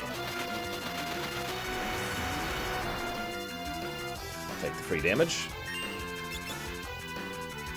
Priority target is the top one. He's the one who's going to be doing Grand Cross. Grand Cross is actually an iconic ability of X-Death, which is almost funny because it's not like some super big mega death thing like, say, Big Bang, like Zeromus does, or Light of Judgment, like Kefka does. Instead, it just affects you with a bajillion status effects. I do have rods, but I'm not sure they would help at this point in time. Because I have other things for most of these characters to do, and I don't think she can equip rods. And I'm right. So the only person who can equip rods who's not already doing something doesn't have the availability of doing anything because I really need to land at least one slow on the enemy. So rods do not help with this situation. Really need this slow to land.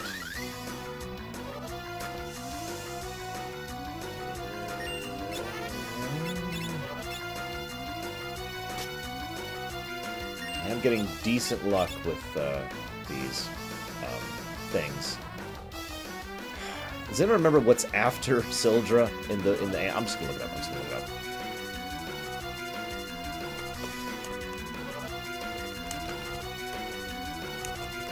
Because the lamp is always consecutive. It's always this one, and then this one, and then this one. So we just did Sildra. Next one would be Carbuncle, which I actually don't really want. Catablos would be next, and Golem, I actually would very much like Golem. I'm gonna risk it. As much as I don't want Carbuncle, I want Catablos and Golem. So we're gonna do that. We're gonna do it. Commit. So here's Catablos, which will probably do nothing. Nope, yep, didn't think so. Last one. This one's going to be helpful, hopefully. So this is Golem, in my opinion, the best summon. In fact, he's a little bit overpowered. Golem's nice. It's Almagest, which one-shots me. Alright. I don't think I can do enough damage to kill him before Almagest goes off. Because I have to out-DPS race that. There's nothing I can do to survive Almagest.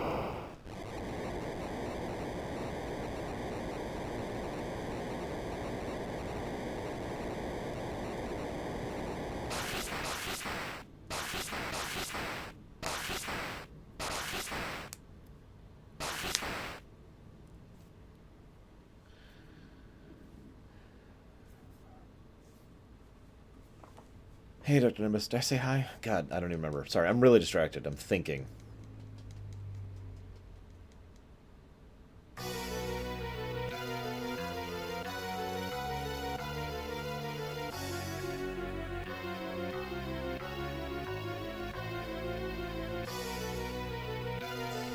I believe it's the top piece, and that's what I'm trying to do. Let me double check my notes here, but I'm pretty sure it's the top piece that is the one that can do Almagest. Oh, I'm wrong. Maybe? Oh, I'm sorry. It's the middle one that does Almagest. The top one does Grand Cross. My bad, so I need to be focusing on the middle one. Okay. What's the middle one lead to? Nothing! Of course.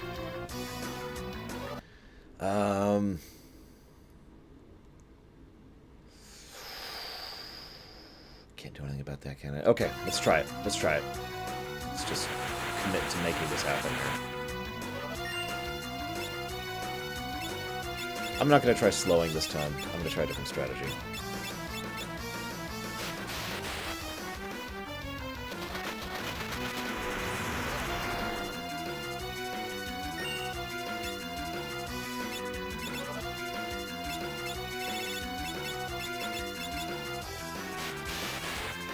This is all that is happening, Dr. Nimbus.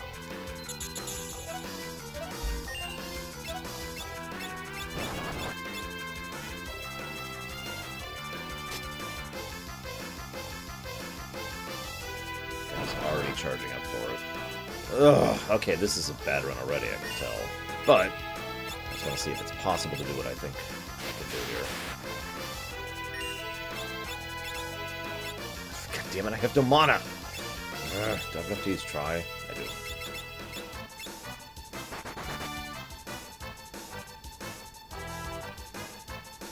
Hey, Final Cloud. Even though you can't hear me. Alright, so, yeah. Oops, wrong one. There we go. And then...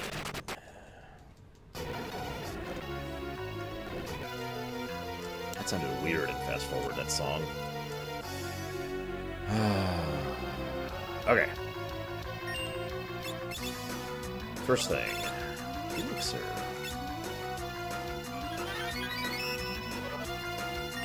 Second thing. Arcturus Minsk and James Rayner. Tied.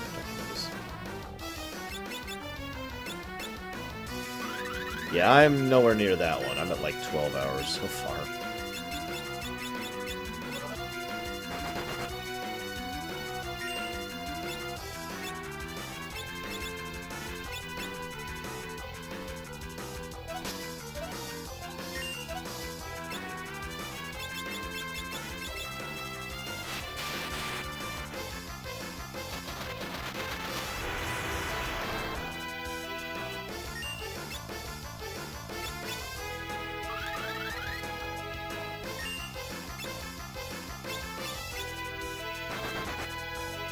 You know, I think 12 hours might actually be a new record for me.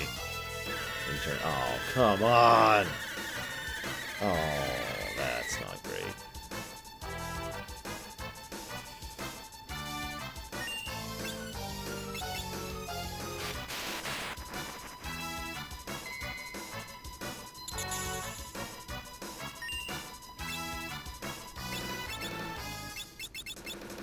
Well, at this point, I'm about to be one-shot, so I need to just go for it.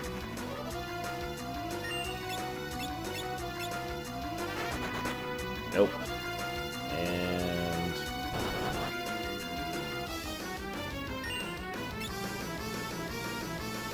I'm not actually dead yet, for some reason.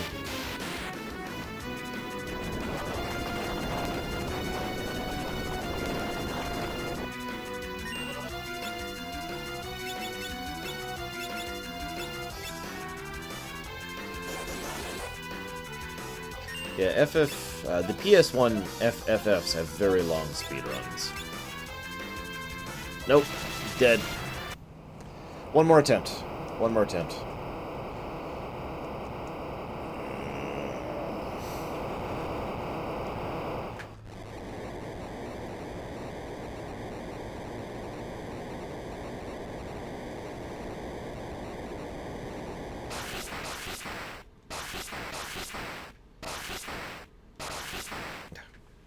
Come on.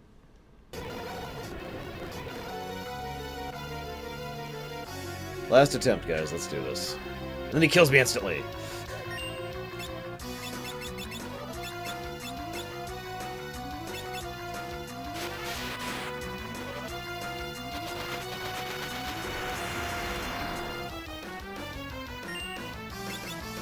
Oh, I sure really should be focusing on this. If I could land slow. No, I can. I've done it before. Nope, nope, it's okay. It's okay. I got this. Nope.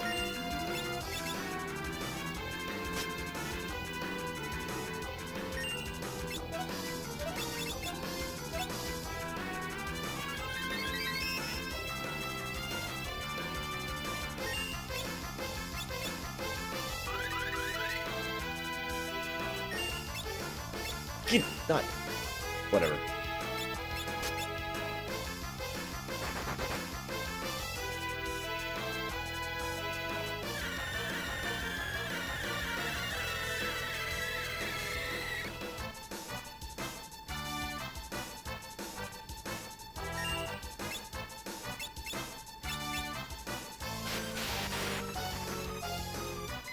Well, this is my final attempt for now. I will probably return to this run just like I returned to the previous run, because I would like to have a better success record than this, but I am pretty sure at this point I flat out just need to go level. I need more HP. He is simply hitting me for the 4-digit range, and I don't have anybody who has that kind of health.